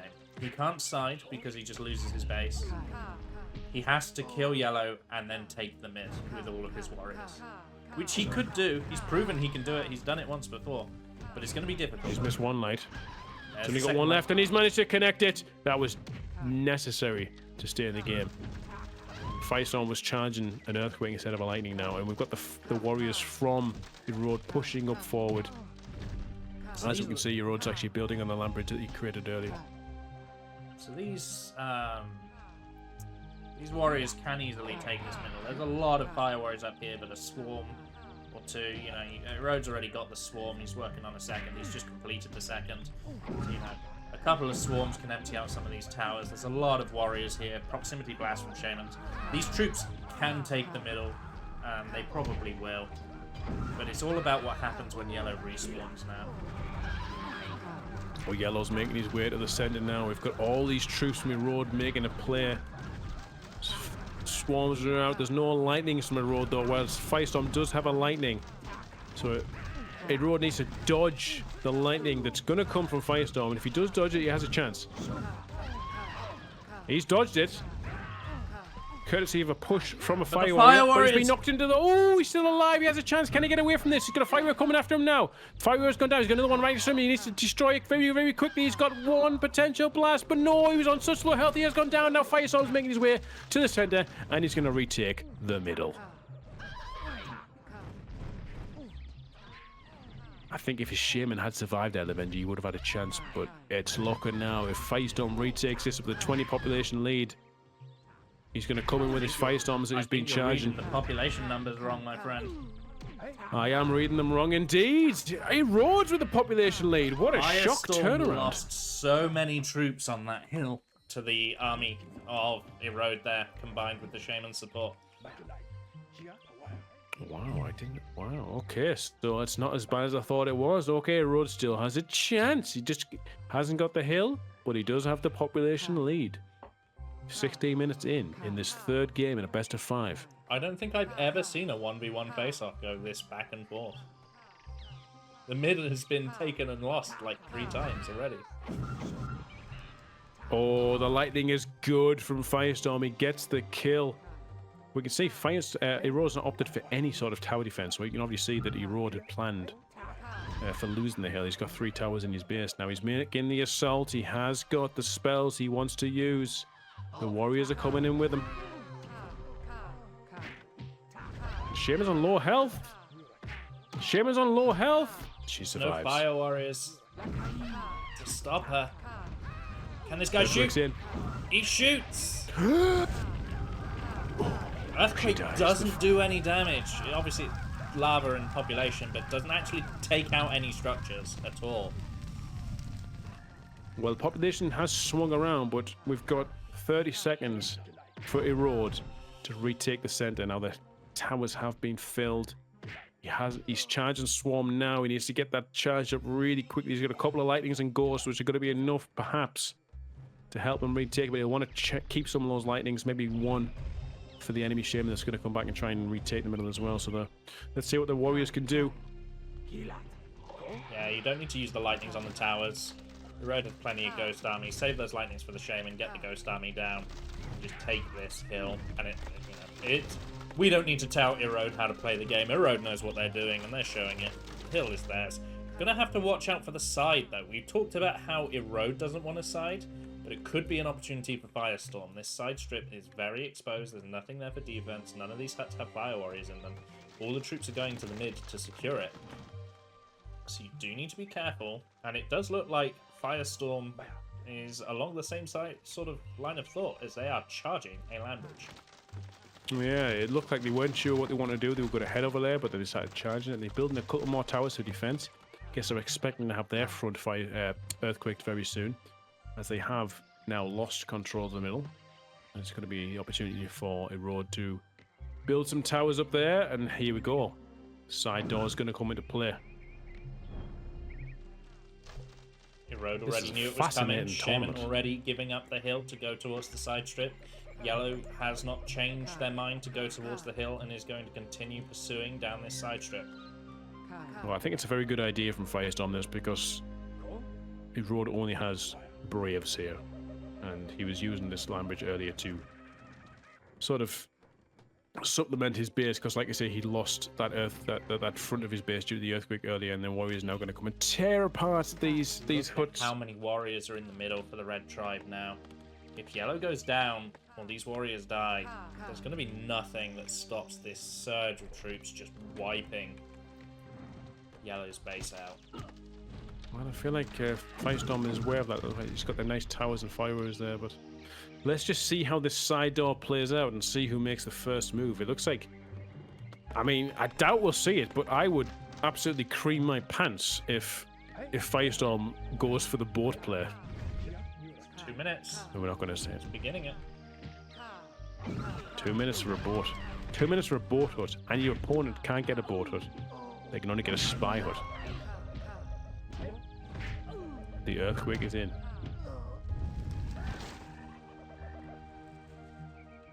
Not a bad earthquake. I mean, it obviously doesn't sink anything, but it does the damage. It kills some population. He's got a population lead again, Firestorm. He hasn't got the hill. There's 2 towers on the hill now. Both are filled, but the warriors are doing some damage there. Sort of baiting the shame coming out. The lightning has missed from Erode. Erode's got 2 more ready to go, though, so it's just back and forth here.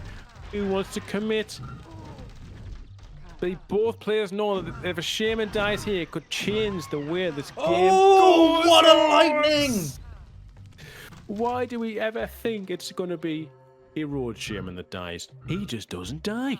He just doesn't die, and now he's got spells. He's got a land bridge, he's got swarms, he's got ghost armies, he's got lightnings, he's got an earthquake. You know, he doesn't need to be scared. I'm surprised he is leaving the side strip and not advancing down it, because now these warriors just get to come running down it. But he is bringing back his own warriors. He's sending his Shaman to the middle. Yeah, Shaman in the middle, warriors back to the side door. He's going to try and get the earthquake off. Do some damage. Earthquake from the tower. You love to see it. You love to see it. Yellow Shaman's respawned and immediately going down the side strip. Gets the hut that had all the fire warriors in it. Now this base is wide open. Nice earthquake. Yeah, if he sends his Shaman back to the side door, which he already has, he's well ahead of me. And then warriors are going to be able to run in the front now and do a lot of damage. If he can mop up the warriors and Shaman off Firestorm at the side door. He doesn't even need to mop up Firestorm Shaman. He could just keep her back and then send his warriors in. Just play it defensively. Earthquake coming out. Oh, but he does mop her up. Lesser men may have failed, but not Erode. Erode is absolutely playing out of their mind. Erode was built to kill Shamans. He's like the Terminator of Populous. Big troop influx. Or Firestorm going to come in again. I'm surprised by Erode's decisions. I would have played this a little bit differently. Not that I'm saying I'm even remotely close to Erode. We're going for the lightning from the tower. He's gone for the second one, and it's hit. He got it! Kill. He got the kill from the tower. He obviously forced Firestorm's troops back with his own warriors that were sent to the side door, so Firestorm could not engage. He got the earthquake off. He got the lightning, the beautiful lightning kill from the tower. Now what is he going to do? He just needs to... He's charging an earthquake. He needs to make something decisive happen, is what he needs to do. You know, he needs to actually make a move that's going to cripple Firestorm. Now, personally... He needs to build in the middle. Because his Shaman was on the side strip, killing Firestorm Shaman, I would have left my Shaman there. I know he got the earthquake off on the front, but I would have left my Shaman there the second time, not the first time, to deal with the troops, and then had all those warriors charge in. I mean, there's what, 3 towers? The amount of warriors in the center. 3 towers. He got that beautiful kill off, didn't he? Did. Got a beautiful kill off from the tower, but now he's just letting them respawn, so it was all for naught. But, you know, look at the populations, look at the green bars, it's neck and neck, it's even, it's, you know, nothing decisive has been done. Beautiful kills back to back, yes, alleviated the pressure when Red was in a position where they were pretty much just about to lose the game. But nothing has been done decisively to the opponent, and we're sort of in this neutral position still. We are seeing 2 of the best players of Populous play right now, Lovenji. There is no doubt in my mind. I think Firestorm and Erode can be very proud. No matter who wins tonight, they can both be very proud. They have shown us some of the best Populous that has ever been captured on stream. And they've played nothing but 3, I know they're modified versions, but 3 of the original 1998 maps created by Bullfrog. So we've seen some proper Populous on some proper maps. Now, what happens? We're going to see some proper Populous on some crazy maps after this.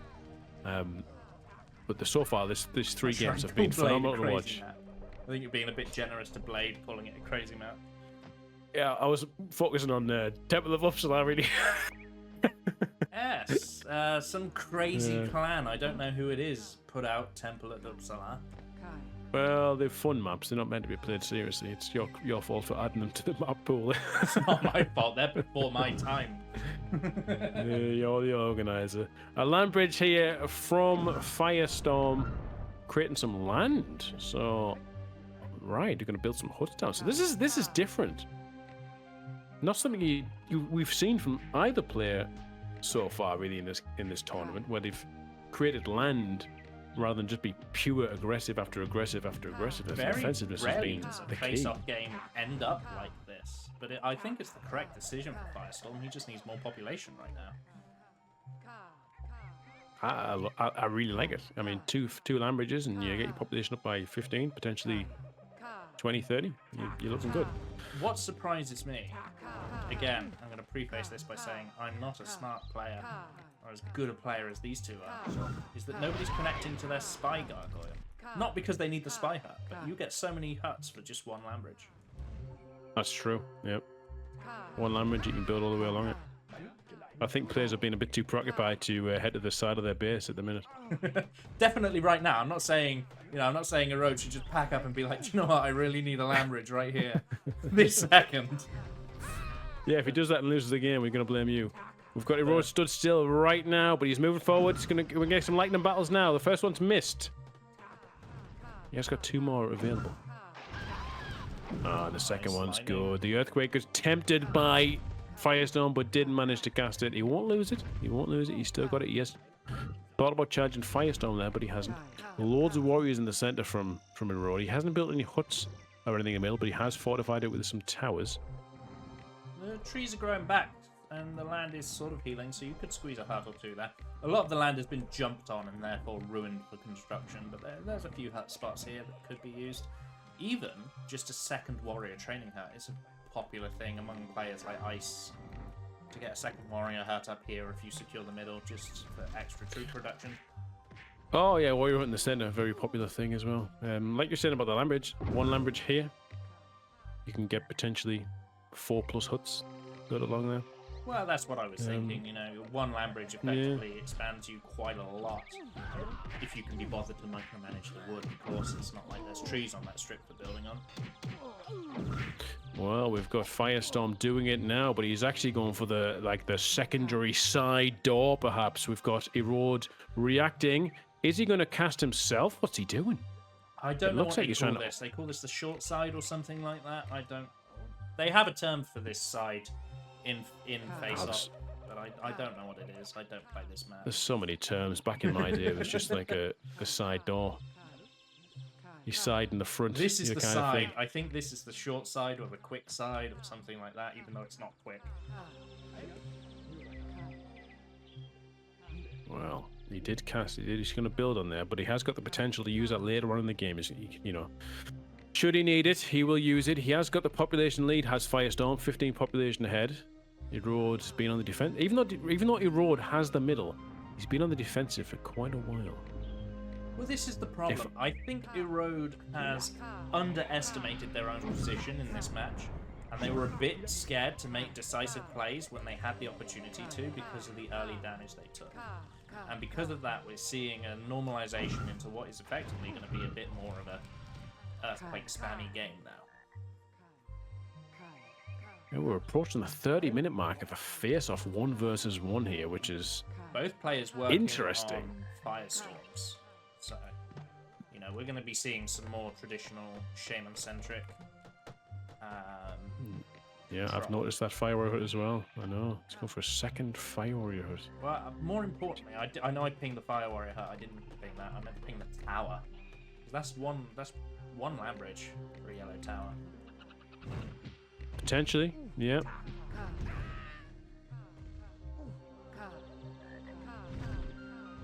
Putting some pressure on here is Firestorm, just casting some ghosts, blasting a few followers.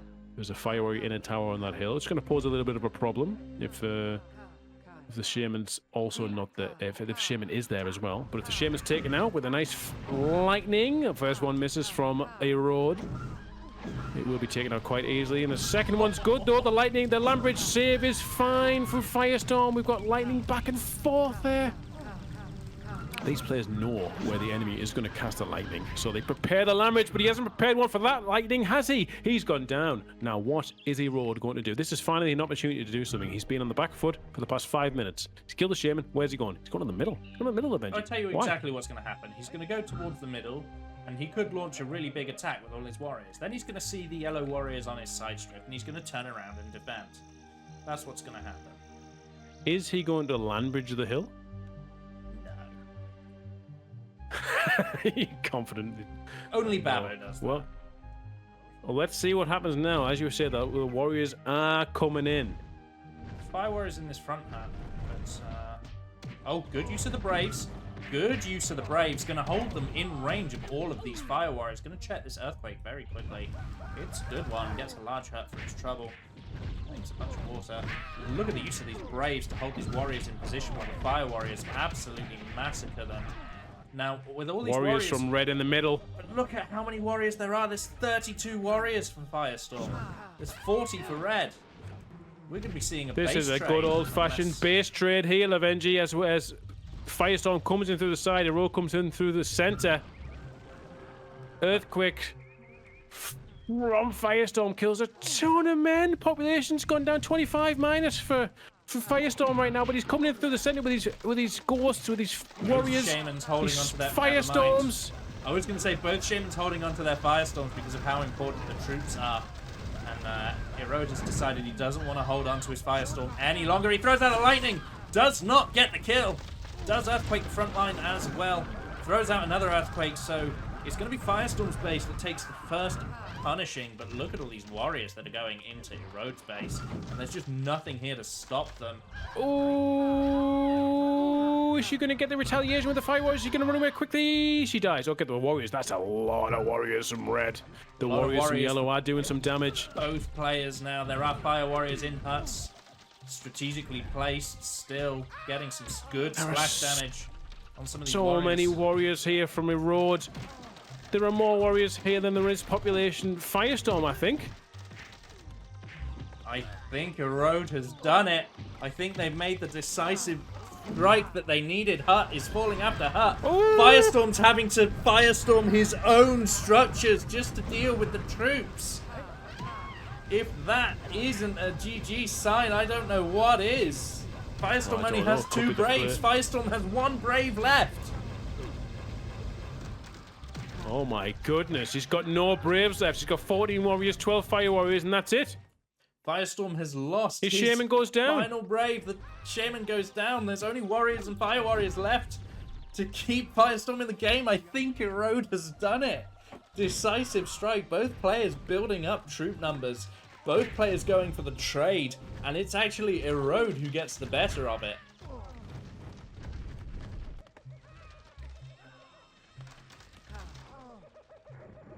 We were looking at that thinking, Erode's going to go to the middle. And Firestorm's going to overwhelm him with his warriors. But no, look how many Fire Warriors Erode's had back at his base to mop up the warriors. What happened was I moused over Firestorm's troop numbers and I saw 33 Fire Warriors and 33 Warriors, and I thought Firestorm's going to absolutely murder Erode. Then I moused over Erode's troops and saw 40 Warriors and 44 Fire Warriors and thought, never mind. Both players invested the vast majority of their Braves into troops.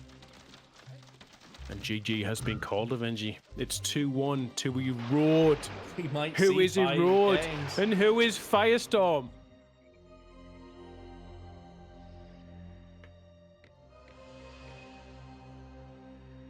Yes, I'll go then. Right. Sorry, no, I'm just, you know, when you have the eye loaded up, you're like, I'm gonna click all these things, click make all sure the buttons, it's working. And I'm like, is my audio working? Am I muted? I'm just checking everything. I'm just like, is my cider poured? Yes, it is. I'm ready. Cider poured, most important thing. Definitely, yeah. You want to go? You want me to go? Go for it. Why don't you show us what you got now that you're rearmed with cider? All right, hello everyone. Welcome to the 4th game in this best of 5 final of the Invisible Cup, 2nd edition between Firestorm and Erode. Player identities are hidden. We don't know who's who. The only person that knows is Lovenji, and he's keeping stum. So in yellow is Firestorm. He is 1 game behind now. He's against match point his opponent in red is Erode, 2-1 up. He's played phenomenally throughout this tournament, and he's playing phenomenally in this final. Where are the map blades, Lovenji? How are you feeling about this map? Do you know, when this map was put into the tournament, I had a really good feeling about it. I thought it's a fun map, it's 1v1, it's different, it's not Yggdrasil, we'll see something different, it'll be fun. The second path will get used. And then I was instantly reminded why I should actually load up all the maps before I put them in the map pool. Because it turns out that the side door is too far away to be very useful, and that this map is actually just a 1 versus 1 variant of the map Tom, if you've ever played that. And I find this map very boring. Tom. Well, I've seen games on this map a fair bit here. While the blast battle here was phenomenal there. Firestorm absolutely mopping up Erode. Now he's going to push in very early here, potentially. There's no defense here yet from Erode. Could he do some early damage? We'll see. But yeah, this map, we've only seen it, I think, in my opinion, from one-sided games. And what we can definitely say from the last 3 games, there is no one-sided matchup here. These two players are very, very well matched. So it'll be interesting to see how these do on Blade. Interestingly, we're seeing a sort of honor respect system being shown by Firestorm. Now, personally, I believe in tournaments anything goes. But, you know, Firestorm's killed Erode's Shaman, did blast the forward Braves, but it isn't actually disrupting any of these Braves building these towers or pushing in, which is the total opposite of what Erode did to Bloodlust on this map, I might add. Erode pushed right in and just went blast crazy. And I saw Erode versus Swarm on this, and Erode was very, very quick with a nice early Earthquake and pretty much destroyed Swarm on this map.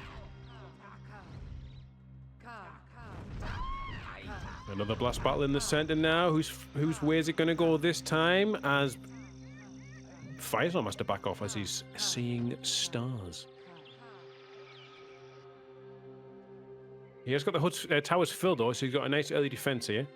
He's pulled one out. He's going to bring it into the earlier tower to get a defense which push forward a little bit further. This is nice to see. We've got Firestorm taking some control. He has got a population lead as well. And were there wildmen on this map, Lovenji? I can't quite remember. There were wildmen on this map. It's a very low population of wildmen.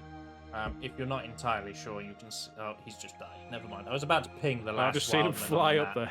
I was about to ping the last map. The last man on the map, but he decided he didn't want the camera time and just self-deleted.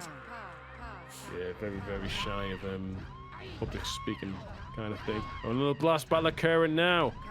And Red's being pushed towards the Fire Warriors of Yellow, but Yellow's also being pushed towards that tower. Yellow has come out victorious here. So Firestorm with an early lead here. 10 population advantage, has got an opportunity to do something now. He is charging. He's already charged an Earthquake. Maybe what's he going to do? Is he going to charge a Ghost Army to get rid of this tower? And then go and put a deep Earthquake in? The one thing about this earlier, we did see that Firestorm was not going for an early aggression here.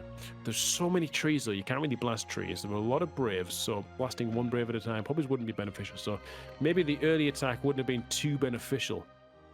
But we're going to see what he's going to do. Both players dismantling very heavily here as the populations rise and rise. Well, I'm not saying he needed to get in there and burn every single Brave, but sort of Firestorm was patrolling on the front line while all 4 of these towers on high ground were being finished. Could have at least denied them being finished by blasting the Braves. Well, the Earthquakes come down from Firestorm. We've seen Erode dismantle these huts completely, so that could be me playing as Erode now. Could be me confirmed as he dismantles his huts completely. But the Earthquake's pretty good, takes out part of the defense and creates that puddle. Now, is that puddle good for Erode or bad for Erode? We've been through this before, haven't we, Lovenji? What do you feel that's going to be beneficial for? I did not hear the question. I was reading the chat. What did you say? We'll quickly watch this blast battle here as Erode is victorious. What I was saying is this puddle here, is that beneficial for Erode or for Firestorm? At the moment, I would say it's beneficial for Firestorm because it's going to strip back the amount of defense that Erode can build. However, as we transition into sort of the mid to late game, it will slowly become beneficial for Erode because Warriors are going to have a hard time getting in past that puddle. We've got a tornado coming here from Erode, taking out the tower. It's got some Warriors as well in support. 4 Warriors there. And the tornado takes out the second hut as well. And that Earthquake takes out both towers. That's a brutal attack there from Erode. Very, very nice. He can pull them Warriors away now as well to keep them alive. So They're they don't Ghost die Warriors. enemy. Great use of Ghost Warriors to tank large amounts of tower shots. I talked about it in a previous game that Fire Warriors in towers gain a significant damage bonus to all troop types except Warriors, and that applies to their Ghost as well. So a Fire Warrior not in a tower deals about 104 damage to a Warrior. And when he's in a tower, he deals 114. So it's negligible. Okay, a blast battle in favor of Firestorm this time. Swarm comes out on the tower. What else has Firestorm got here?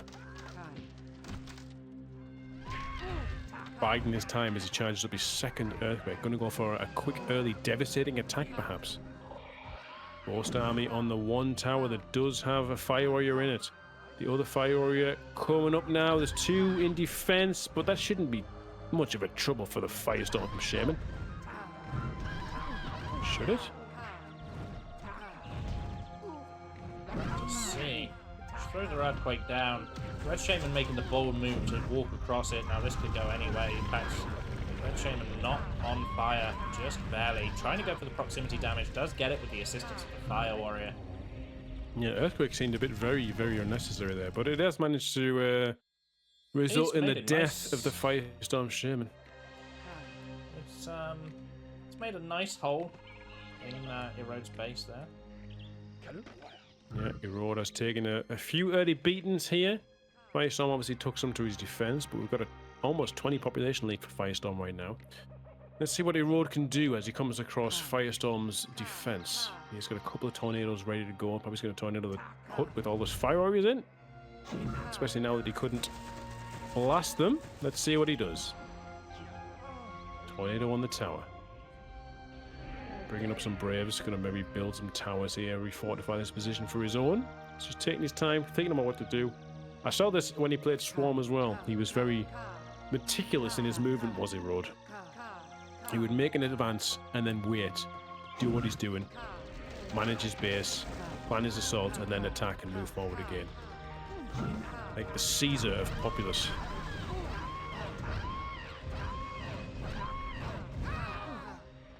And he's got the kill. He's managed to get the kill, Lovenji. Has.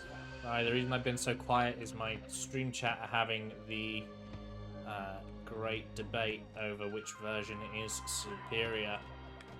And it's very distracting, guys. Just gonna is it 1.5? 1.5 on Multiverse. It's difficult to debate. Well, no, it's a 1.5 or 1.1, except they want to include 1.1b in that, which is not 1.1. There's no debate to be had. 1.5 is a superior version. All I'm gonna say, I'm not gonna pick a camp. I'm going to say I will host tournaments for the version that I like. If you would like a different version, host your own tournament. Yeah. Well, 1.1b, is that similar to Multiverse? The 1.1b is Akane, yes. It's the multiverse build that was repurposed for the other matchmaker. Oh, this. Well, I mean, I prefer. Well. Anyway, Blast Battle. Best of 3, 4th game. Erode again gets the kill, okay? Erode keeps killing Firestorm's Shaman like it's nothing. Now, who in the community can do that? Who can be so much better with their Shaman than anyone else?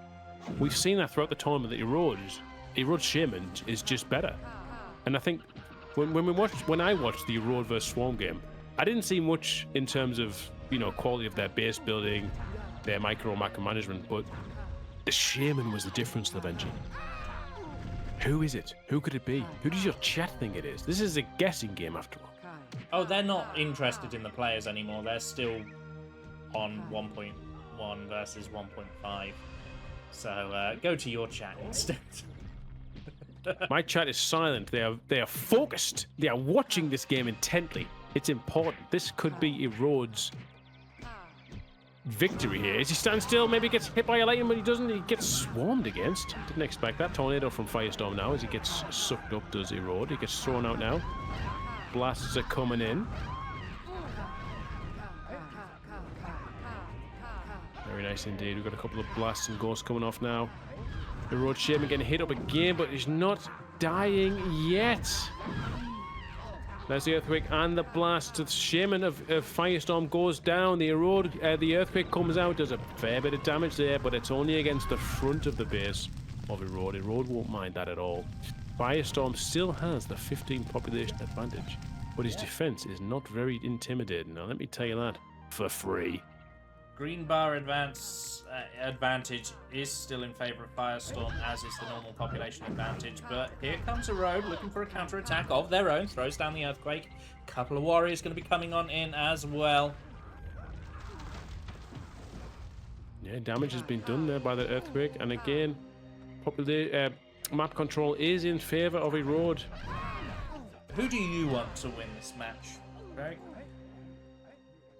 I can say confidently 100% right now, this match... What do you mean the match or this game?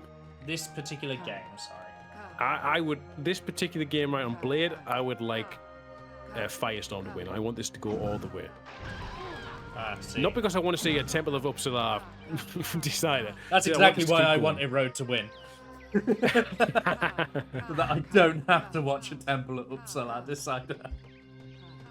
I want to watch these two players play a best.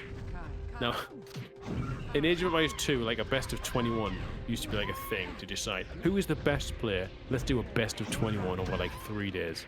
I would love to see these two players do something similar on really good competitive maps, not crazy maps, really good 1v1 maps, and just decide who is the best and see some proper content. I mean, I've made it known before, Lovenji, as the followers of Erode's Warriors and Firestorm's Fire Warriors battle each other out in the middle there. I've made it well known that the original default restrictions that people play with are not particularly entertaining to watch. They're not particularly entertaining to watch, these restrictions. I much prefer Revival. However, watching these players use these restrictions and master the game so it's making me swing back the other way. Do you know what I'm saying? It's really entertaining to watch really good players play really well. And I think that's always been my defense of the traditional meta, for lack of a better word. Whilst I do support Revival, obviously I've hosted 2 tournaments for it. Nice lightning for the Red Shaman. I'll come back to that thought in a second as we just see what Red Shaman comes to do now. Let's charge some warriors forward. It does have access to 1 more lightning and an earthquake. We may see it onto these huts on the sort of right-hand side here. There's a medium hut and a small hut, a little bit exposed, that have fire warriors in them. Might just earthquake them to get rid of them. We'll have to see what the Red Shaman does as she continues to rapidly blast. Good. She patiently waits for the Shaman to reposition herself away from the puddle so that she can cast a spell and get pushed, but not pushed into the water. The Shaman is doing some Tony Hawk Pro Skater bullshit as she fucking teleports all over the screen. Pardon my language. How drunk are you? Quite a bit. Not even going to pretend that I'm not. What was the thought that I said I was going to come back to? Because I've forgotten it. Revival, but these restrictions you were in favor of, this meta restriction. So yes, having played Revival and hosting tournaments and gathered player. Oh my god. Ooh, Never mind. Beautiful we'll shelve the thought again, as once again Red shelve gets it. a Well, second. Erode takes the population lead now, and he gets the Shaman kill, and he's pushing in, but his Shaman just doesn't die. She does not die. What spells has Erode got here? Into Earthquake. Okay. So it's not going to be the end of the game if she does get in here, but she's managed to go into the water. Okay, I'm going to go for it. I'm going to go for the thought. We're going to finish it this time round. Here we go. I do enjoy Revival as a concept. I liked the idea, but I think the execution has been a little bit lackluster. I actually played in the last Revival tournament as well as hosted it. I think Revival actually gives people a little bit of what I call sort of choice paralysis. There's too much to do, too much to think about, that it actually becomes quite hard and unpleasant to play, in my opinion. But I have always appreciated the quality of the people who have mastered it. So I'm not thinking the mediocre players who play this every day and don't get a little bit better, but right now you're looking at Erode and Firestorm, who I can say confidently are 2 players that have mastered this meta that Populous Reincarnated has built. And they're showing that these games can be exciting, they can be interesting with the tool set that's been built, and they can still be strategic and different as well. My takeaway from what you've just said there is that you're far too sober. I wouldn't say that. But yeah, I think this is the first time I'm actually impressed at watching the multiplayer default restrictions, because I don't know if it'll top the Revival tournament final. We'll see where this one goes, because that was a phenomenal final that went all the way and it saw everything. But I can understand what you're saying about paralysis, because it is. I don't think it's a Revival thing. It's a Populous thing. There were so many spells and so many vehicles and so many different things you can do. I think it's not helped by Revival, and that Revival has tried to do too much rebalancing. And I get the sort of how do I say? I get the sort of decision behind why you want to rebalance some of the spells, because of Magical Shield, Swamp, you know, a lot of these traditional. Oh my god, that puddle! Someone needs to fill it Just in. It's played so many please. Shaman live. But you know, not only do you have to keep in mind every single thing you've ever learned in Populous, all the different unit stats, all their different abilities, all the different spells and all their potential uses, as well as keep in mind what your opponent is doing at the same time. You then also have to keep in mind what has Rallymer, bless him, and I say this with love because Guy's one of my friends and they worked very hard on this mod. What changes has Rallymer made from the single player that that you also have to keep in mind? You know, we see it all the time in the tournament, the casting from vehicles. Yep. You know, probably one of the better changes that ever happened to this Shaman's not casting from vehicles.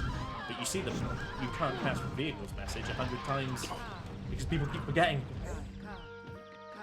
Yeah, I agree with that. We've just seen a phenomenal lighting there from Erode as he managed to destroy Firestorm Shaman, who was just picking up some momentum. He was clawed himself back into I don't want to say back into the game, but he was taking back the position in the center of the map now, and he's lost it again as Erode makes a play again with some warriors, but not very many, and he's Shaman. Spell-wise, he's got a lightning and two lightnings and an earthquake. Can do a bit of damage here if he gets in a little bit, but needs to watch this bloody puddle. People keep falling in it. He's making his way past, and then he gets the earthquake off. Now, going to do some damage. Populations are not too different apart, but yeah, I agree with what you said. I as someone who watched, I think it was the Revival tournament with you, as Erode still causing some hassle here. Lightning's coming out from Firestorm, but the earthquake did not cast. So he's going to keep that as okay. This is the chance now. We'll go back. We'll shelve Revival for a little bit, as Firestorm has an opportunity now to take back the middle control of this map. Blade in this fourth match here. He needs this. Does Firestorm to stay in this tournament? Someone in my chat said this map was a mistake, and whilst I haven't been referring to my chat very often, I am inclined to agree. Do not like this map.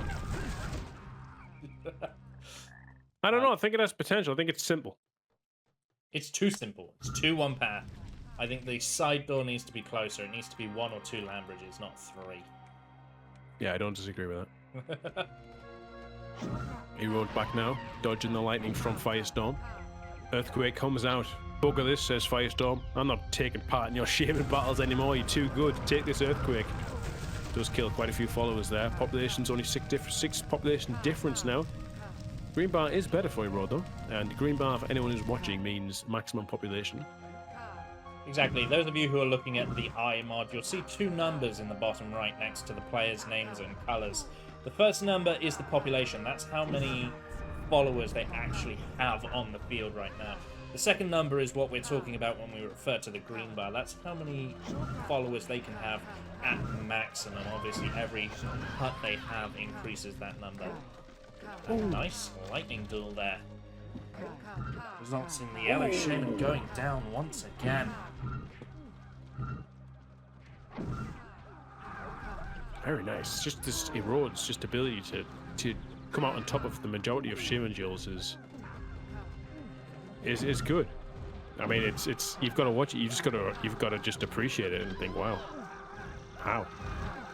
When I really think we're seeing sort of what I set, and I'm quite glad that I sort of set this up. when we were watching the Pressure Point game, and it has continued to be true as the games have gone on. We've seen the much better Shaman from Erode coming up against the sort of strategic mind of Firestorm. You know, cannot be understated, even though Firestorm's up against it with match point. You know, this is match point for them to potentially be knocked out.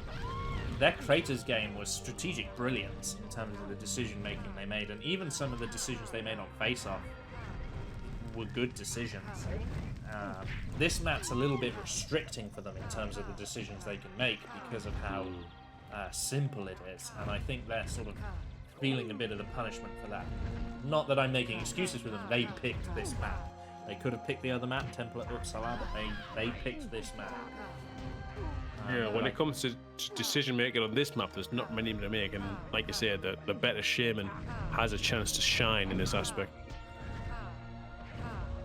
As the Earthquake comes in from Firestorm, not much there, but it just prevents map control from 40 Road, I should say, as Firestorm's trying to get his towers built up in the center there.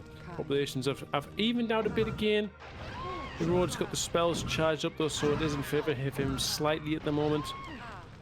Lightning battles missed, 2 lightnings from each. Not connecting. How do you feel about the possibility that the worst spell in Populous history might be the best player in Populous history?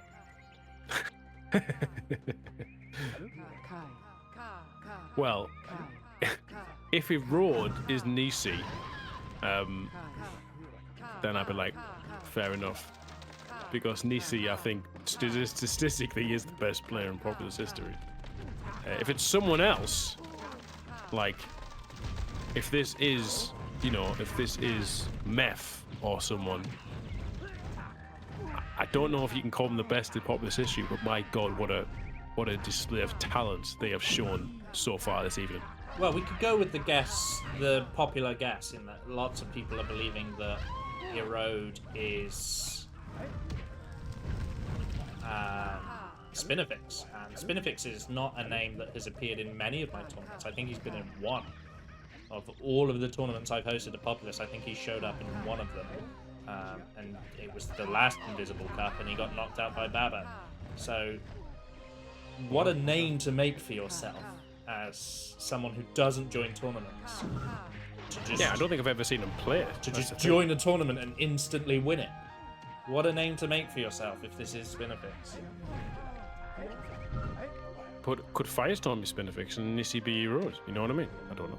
I mean, it's possible. I've only gone with the popular guess.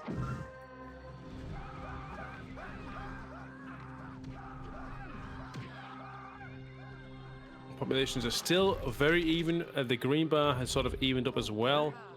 We have got charged spells for Erode here. An Earthquake, 2 Land Bridges, 3 Lightnings, 3 Swarms. Firestorm's got an Earthquake, 2 Land Bridges, 2 Lightnings, 1 Swarm, but he is charging a Firestorm. He's almost halfway there.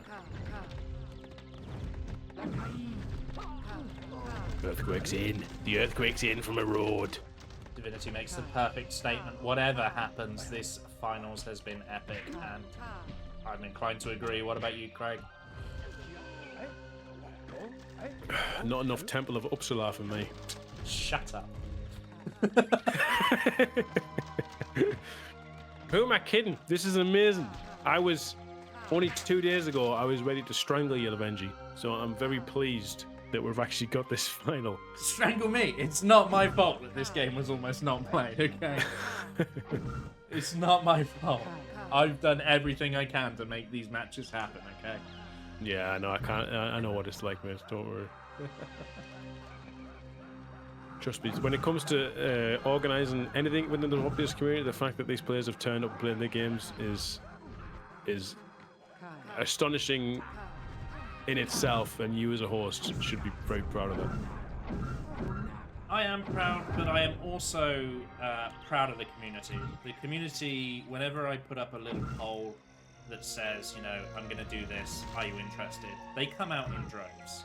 When I host Invisible Cup, they're here watching, they're here donating, they're here contributing to the prize pool. And, wouldn't be possible without them as well. So as much as people give me credit for hosting the tournaments, people take my tournaments seriously, and that really helps it happen. So back to the action. We've got a base trade coming out here. Large amount of warriors coming in, and we've got a full evacuation. This is absolutely crazy. Every single brave Red has is going into the yellow base. But Red has died. This is dangerous. The Braves are stuck. Oh my god, Red Shaman's gone down. Red Shaman's gone down. There are flood. There are an absolute flood of warriors coming in from Firestorm into the base of his road now. He's bringing his entire base is coming back now. Even though the warriors are there, the Shaman is deciding what to do. Is Firestorm Shaman? She's coming back now. But by the time she gets there, Erod's Shaman will have returned. That is a surprise. They're all idle. They're all idle. Someone asked in the chat earlier, and I never answered it, whether the prize pool has increased or whether it's been the same. Yesterday, Tyler gave £150 to the prize pool. The prize pool has increased. What a lightning! It's a crucial, absolutely crucial lightning, Lovenji. I don't know what else to say. I think that lightning has won Firestorm the game. If he can track down that population now and kill it, which he's going to do with his Shaman. He's got his base back at home. We could be going to the temple. All of a sudden, this was in Erod's favour. This side door has just changed everything. Normally, I'd be excited for a game 5, but temple at Uppsala. The Firestorm comes in. The Firestorm comes in. The Braves are in the middle of nowhere. No man's land. This is like between North Korea and South Korea. This is the demilitarized zone, Lovenji. The earthquake comes in. The Braves are in the middle of nowhere. They're going to get shot by both forces here. They don't know what to do. Look at these Braves getting absolutely massacred by the Fire Warriors.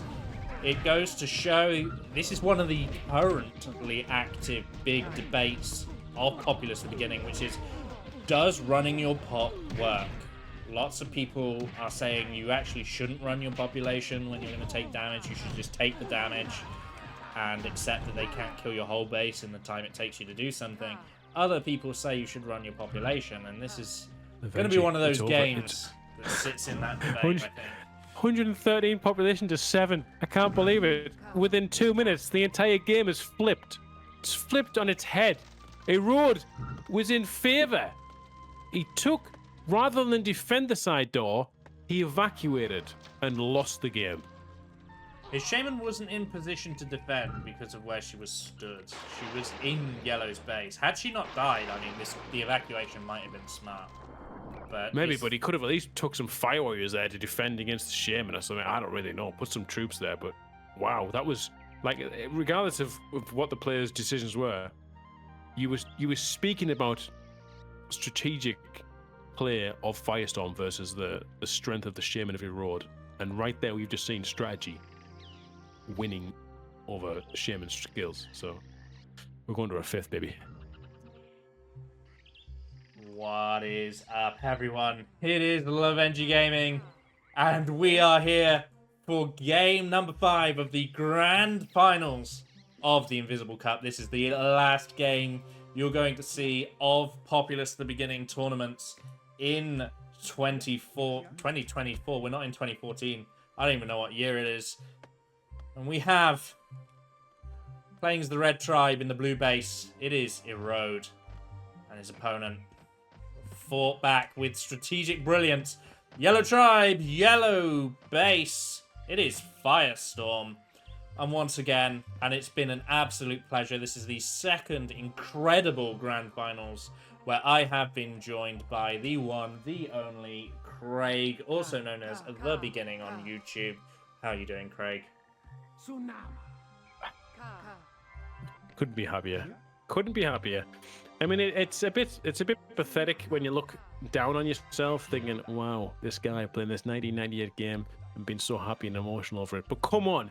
This is a best of 5 finale of a tournament with over 500 euros in it for a game that barely anyone even plays or knows about. This is amazing. I'm very happy. I'm so thrilled that these players I've gone to a 5th game, a decider, and a best of 5, Lovenji. I'm just so happy. The map itself, maybe not so pleased, but let's see how it goes. Yeah, this map is absolute dog shit, and we may just see the most underwhelming Game 5 of the Grand Finals. But while we still have a game to talk about, I would not call you sad at all. I was actually reflecting on that myself as I was getting some water to wash down all the cider. I was thinking, this is a community that we have had odds with each other, and I've not actually been in it very long. I joined it in 2019, but it is a community that we do care about. I've given significant portions of my time, even though I'm not very skilled at the game, to host things like these tournaments and to give back to a community that has effectively, a lot of them have become my best friends. You know, Babbo, who's a name that comes up very often. I play other games with him all the time. Yourself, you were a YouTuber whose Friday free-for-all videos and single-player videos I used to fall asleep to when I was having my anxiety attacks and mental health struggles. So to think that I'm sat here casting side by side with someone who made Populous look so fun, it's an absolute pleasure, and it's something that means the world to me. So I certainly wouldn't laugh at you for getting emotional over this game.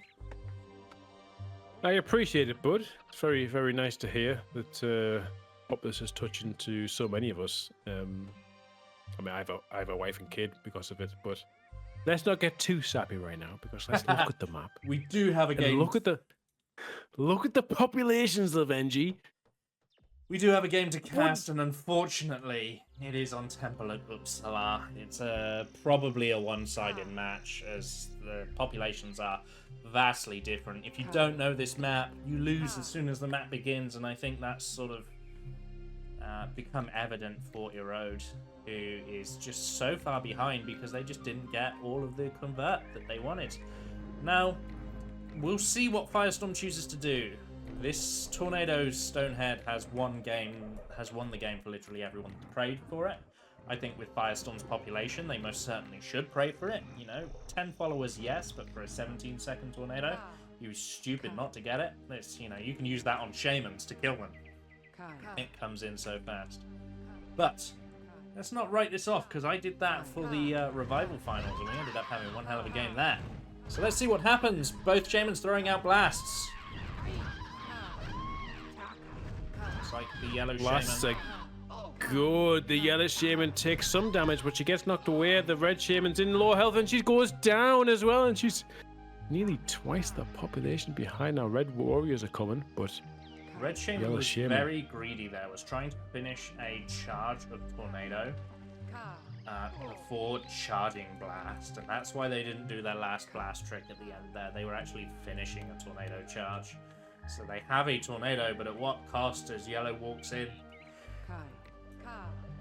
with an Earthquake? Oh, this could be such a quick final. I feel like Erode might not know the map too well. They are building quickly, they're building well, but they are so far behind the population. The Earthquake comes in now from Firestorm. Potentially could destroy this Fire Warrior trading hut from Firestorm, and it does. From Erode, and it does.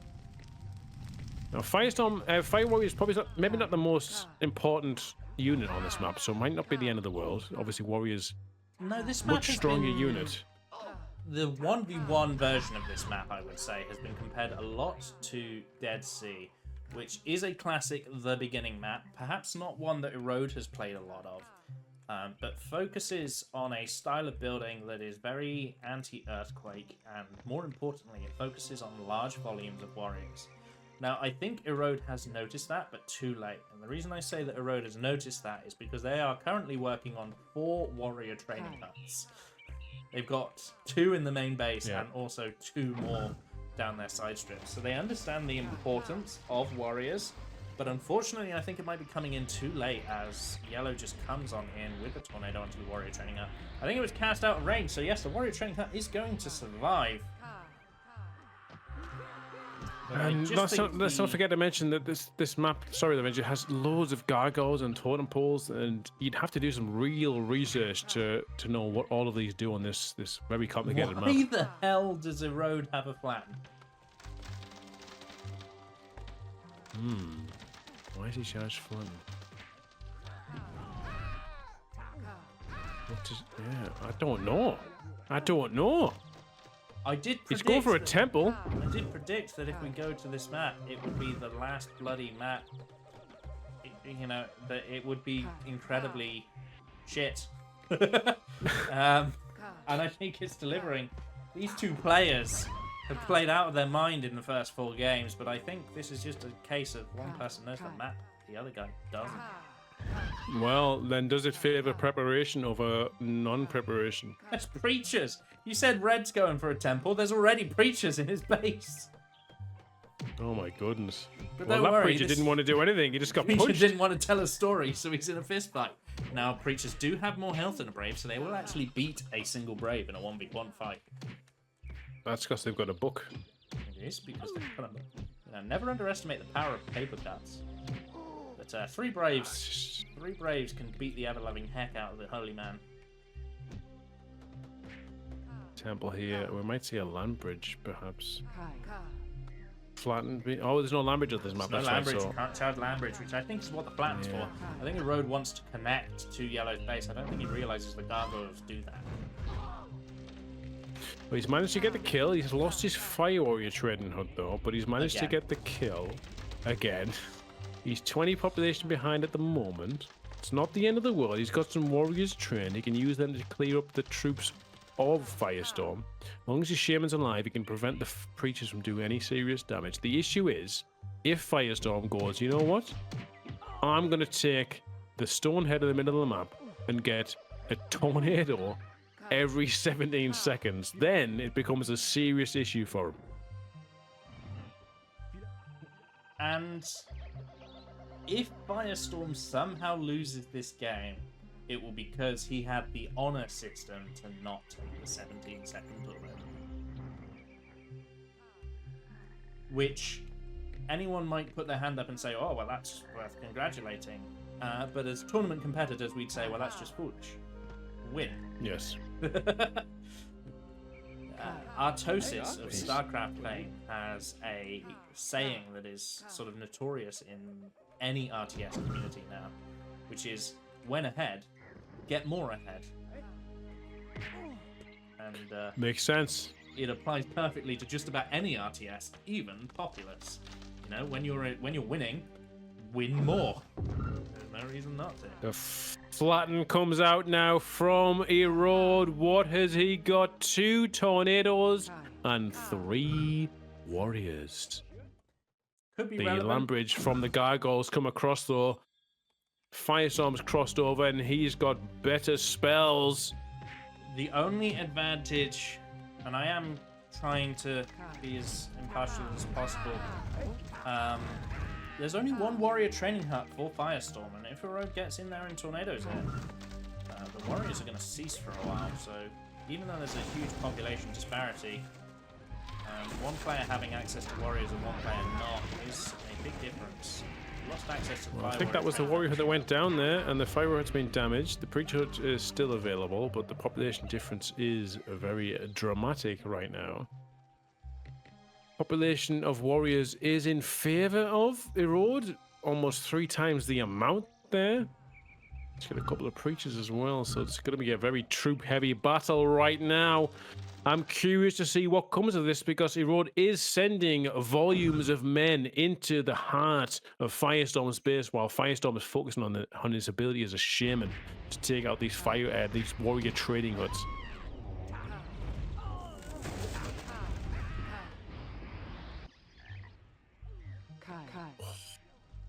You know, the populations are very different, but you really get a sense that like there's a chance here for Erode not to lose this game, but he is losing his warrior huts at the same time. Earthquake as well on Both the of other those one. priests getting killed by a warrior is huge. 2 more preachers decided not to tell a story and instead just dying to a single warrior when they were Yeah, running. Yellow Shaman goes down to the troops as well, and the population's only 20 difference now. The a lot of population was damage almost being 40 done. difference, and now it's 20, you know. A lot of damage here being done. A lot of damage, a lot of damage. The base of of Firestorm is not that great. If you look here, they've only got the one warrior hood here for training. They're training quickly now. He needs to get them trained. The warriors are going to make their way over there. The shaman's coming along now as well. This could swing in the favor of Erode, but again, Firestorm does have that central position there, and he's built a warrior hood up there as well. So, oh, he's got tons of huts in the middle. Tons. Erode off, but this is a phenomenal attack. Oh, he's been picked up by his own tornado. The push. Oh, and he's died. Most unfortunate. But the warriors could still do damage.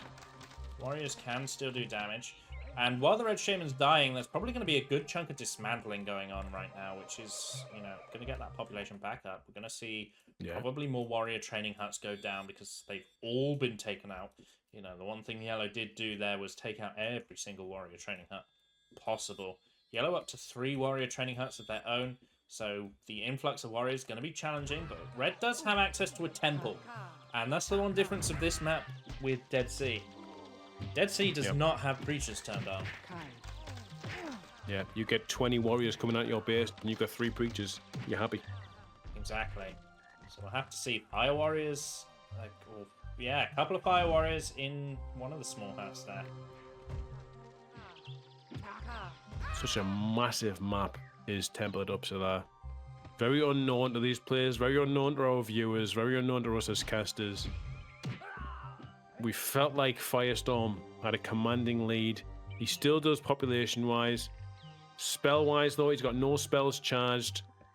It's actually Erode that has 3 tornadoes. Is he going to tornado that temple? Doesn't want to. He's not afraid of the preachers. Doesn't care about the preachers. I think it's smart for Erode to not use spells on that temple. We'll see whether that remains the same as if the temple is actually getting used. So, to completely disprove what I was saying, the reason why I felt it was smart to not use things on that temple is because the temple is so exposed, you could just take that out with population. But now that it's being used, that might change. And what was once exposed may then become very damaging. Oh, lightning! Oh, crucial, brilliant blast. lightning. But the blast was great as well. Can Erode mop up these warriors, though? What's he got in defense?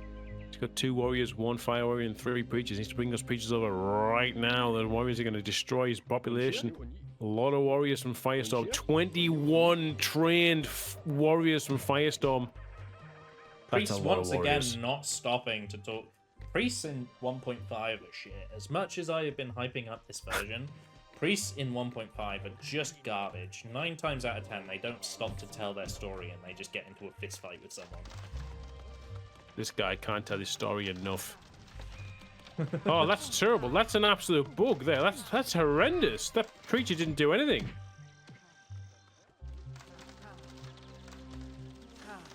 Oh dear. Maybe 1.3 beta's better. I think we hyped up Erode a little bit too much, and now the damage is being done. The 3 warrior training huts are starting to pump out. Too many warriors. We need to see some preachers stop these boys. But there's a yellow shaman here hunting priests. I think we will be seeing GG very soon. It's unfortunate. It's unfortunate that such a map does end up being the 5th and final decided between 2 mammoth. It could have been banned. Players. You know, it could have been banned. Erode banned Fensalir, which I get it's not a fun map, but it's not crazy. More normal than this. You know, you could have banned this, and then played Fensalir, and at least you would have seen a more even game out of it, right? Yeah, more traditional, definitely. You know, you can't blame Firestorm's ban. Firestorm banned the shitty Gabba map that I can't even remember what it's called. Days of Thunder. That's the one. Now I think that is a bit just judging by Erode vs Swarm. That was a more entertaining map than this one. This one had potential. I do believe this had a potential, but I feel like Erode's coming to this map unprepared, and maybe even Firestorm wasn't that prepared, but he was just more prepared. I played the 2v2 on Days of Thunder a couple of days ago, and it was just as underwhelming as the 1v1. Yeah, maybe Invisible Cup 3 we design maps specific just for the tournament. Oh, you volunteering to make 7 maps, are you, Craig? All this donation you've got, you commission some. What was that noise? Unfortunately, Twitch takes 50% of it. You teach COBOL, you earn thousands of pounds a month. You can do it. You're not supposed to out me like that. You've been outed. You've been outed. I'm also amazed you remember. I'm good at that. I can remember how to type Lovenji. I can remember everything. Unfortunate that we're going to see Erode drop out of the tournament. I genuinely did want to see Erode win this. I genuinely thought, had it not been for this map, the existence of this map, they could have. Yeah, I do think we've seen two phenomenally matched players here. Had we had a more... Dare I say, I think, after the games we watched, I think Erode was the better player, and that Firestorm was just more prepared. Which you could also argue, you know, the more prepared is better. Yes, yeah, that should not go over. That should not be overlooked, because being prepared for a tournament is part of the parcel of being a good tournament player. Yes, 100%. But I think Red can lose this match with their head held high, because they've shown that when it came to the beginning and other maps, they know how to play. Yeah, they won on Pressure Point, Face Off, and Blade. And more importantly, they won on Face Off from a position that everyone in the chat was writing off. When they fell into that position of losing mid and being like 20 pot behind, everyone was going GG. And then they won that game.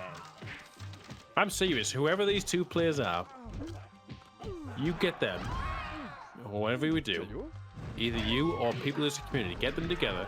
Let's do a best of however many games and a good number, and let's find out who's the better player.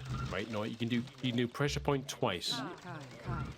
You can do Creators twice, different size, Face Off twice, other maps. Just to see the better player. The GG has come in from Erode. He calls the GG, he surrendered, and Firestorm is the victor. He is the champion of Invisible Cup 2. Congratulations, Firestorm. Commiserations, Erode. I think Erode can walk away from this tournament with their head held high. They gave us some of the best games we have ever had in a grand final, and this lack of preparedness for Temple at Uppsala, you know, yes, it's a part of the tournament to be prepared, but I would not feel ashamed about how you performed in this tournament. You have absolutely crushed it. The games that we have watched have been phenomenal. The Blast Duel in the first game was probably the best Blast Duel I've ever witnessed in my time in the community. It was absolutely phenomenal. Both players, well done. Congratulations, Firestorm. Commiserations, Erode.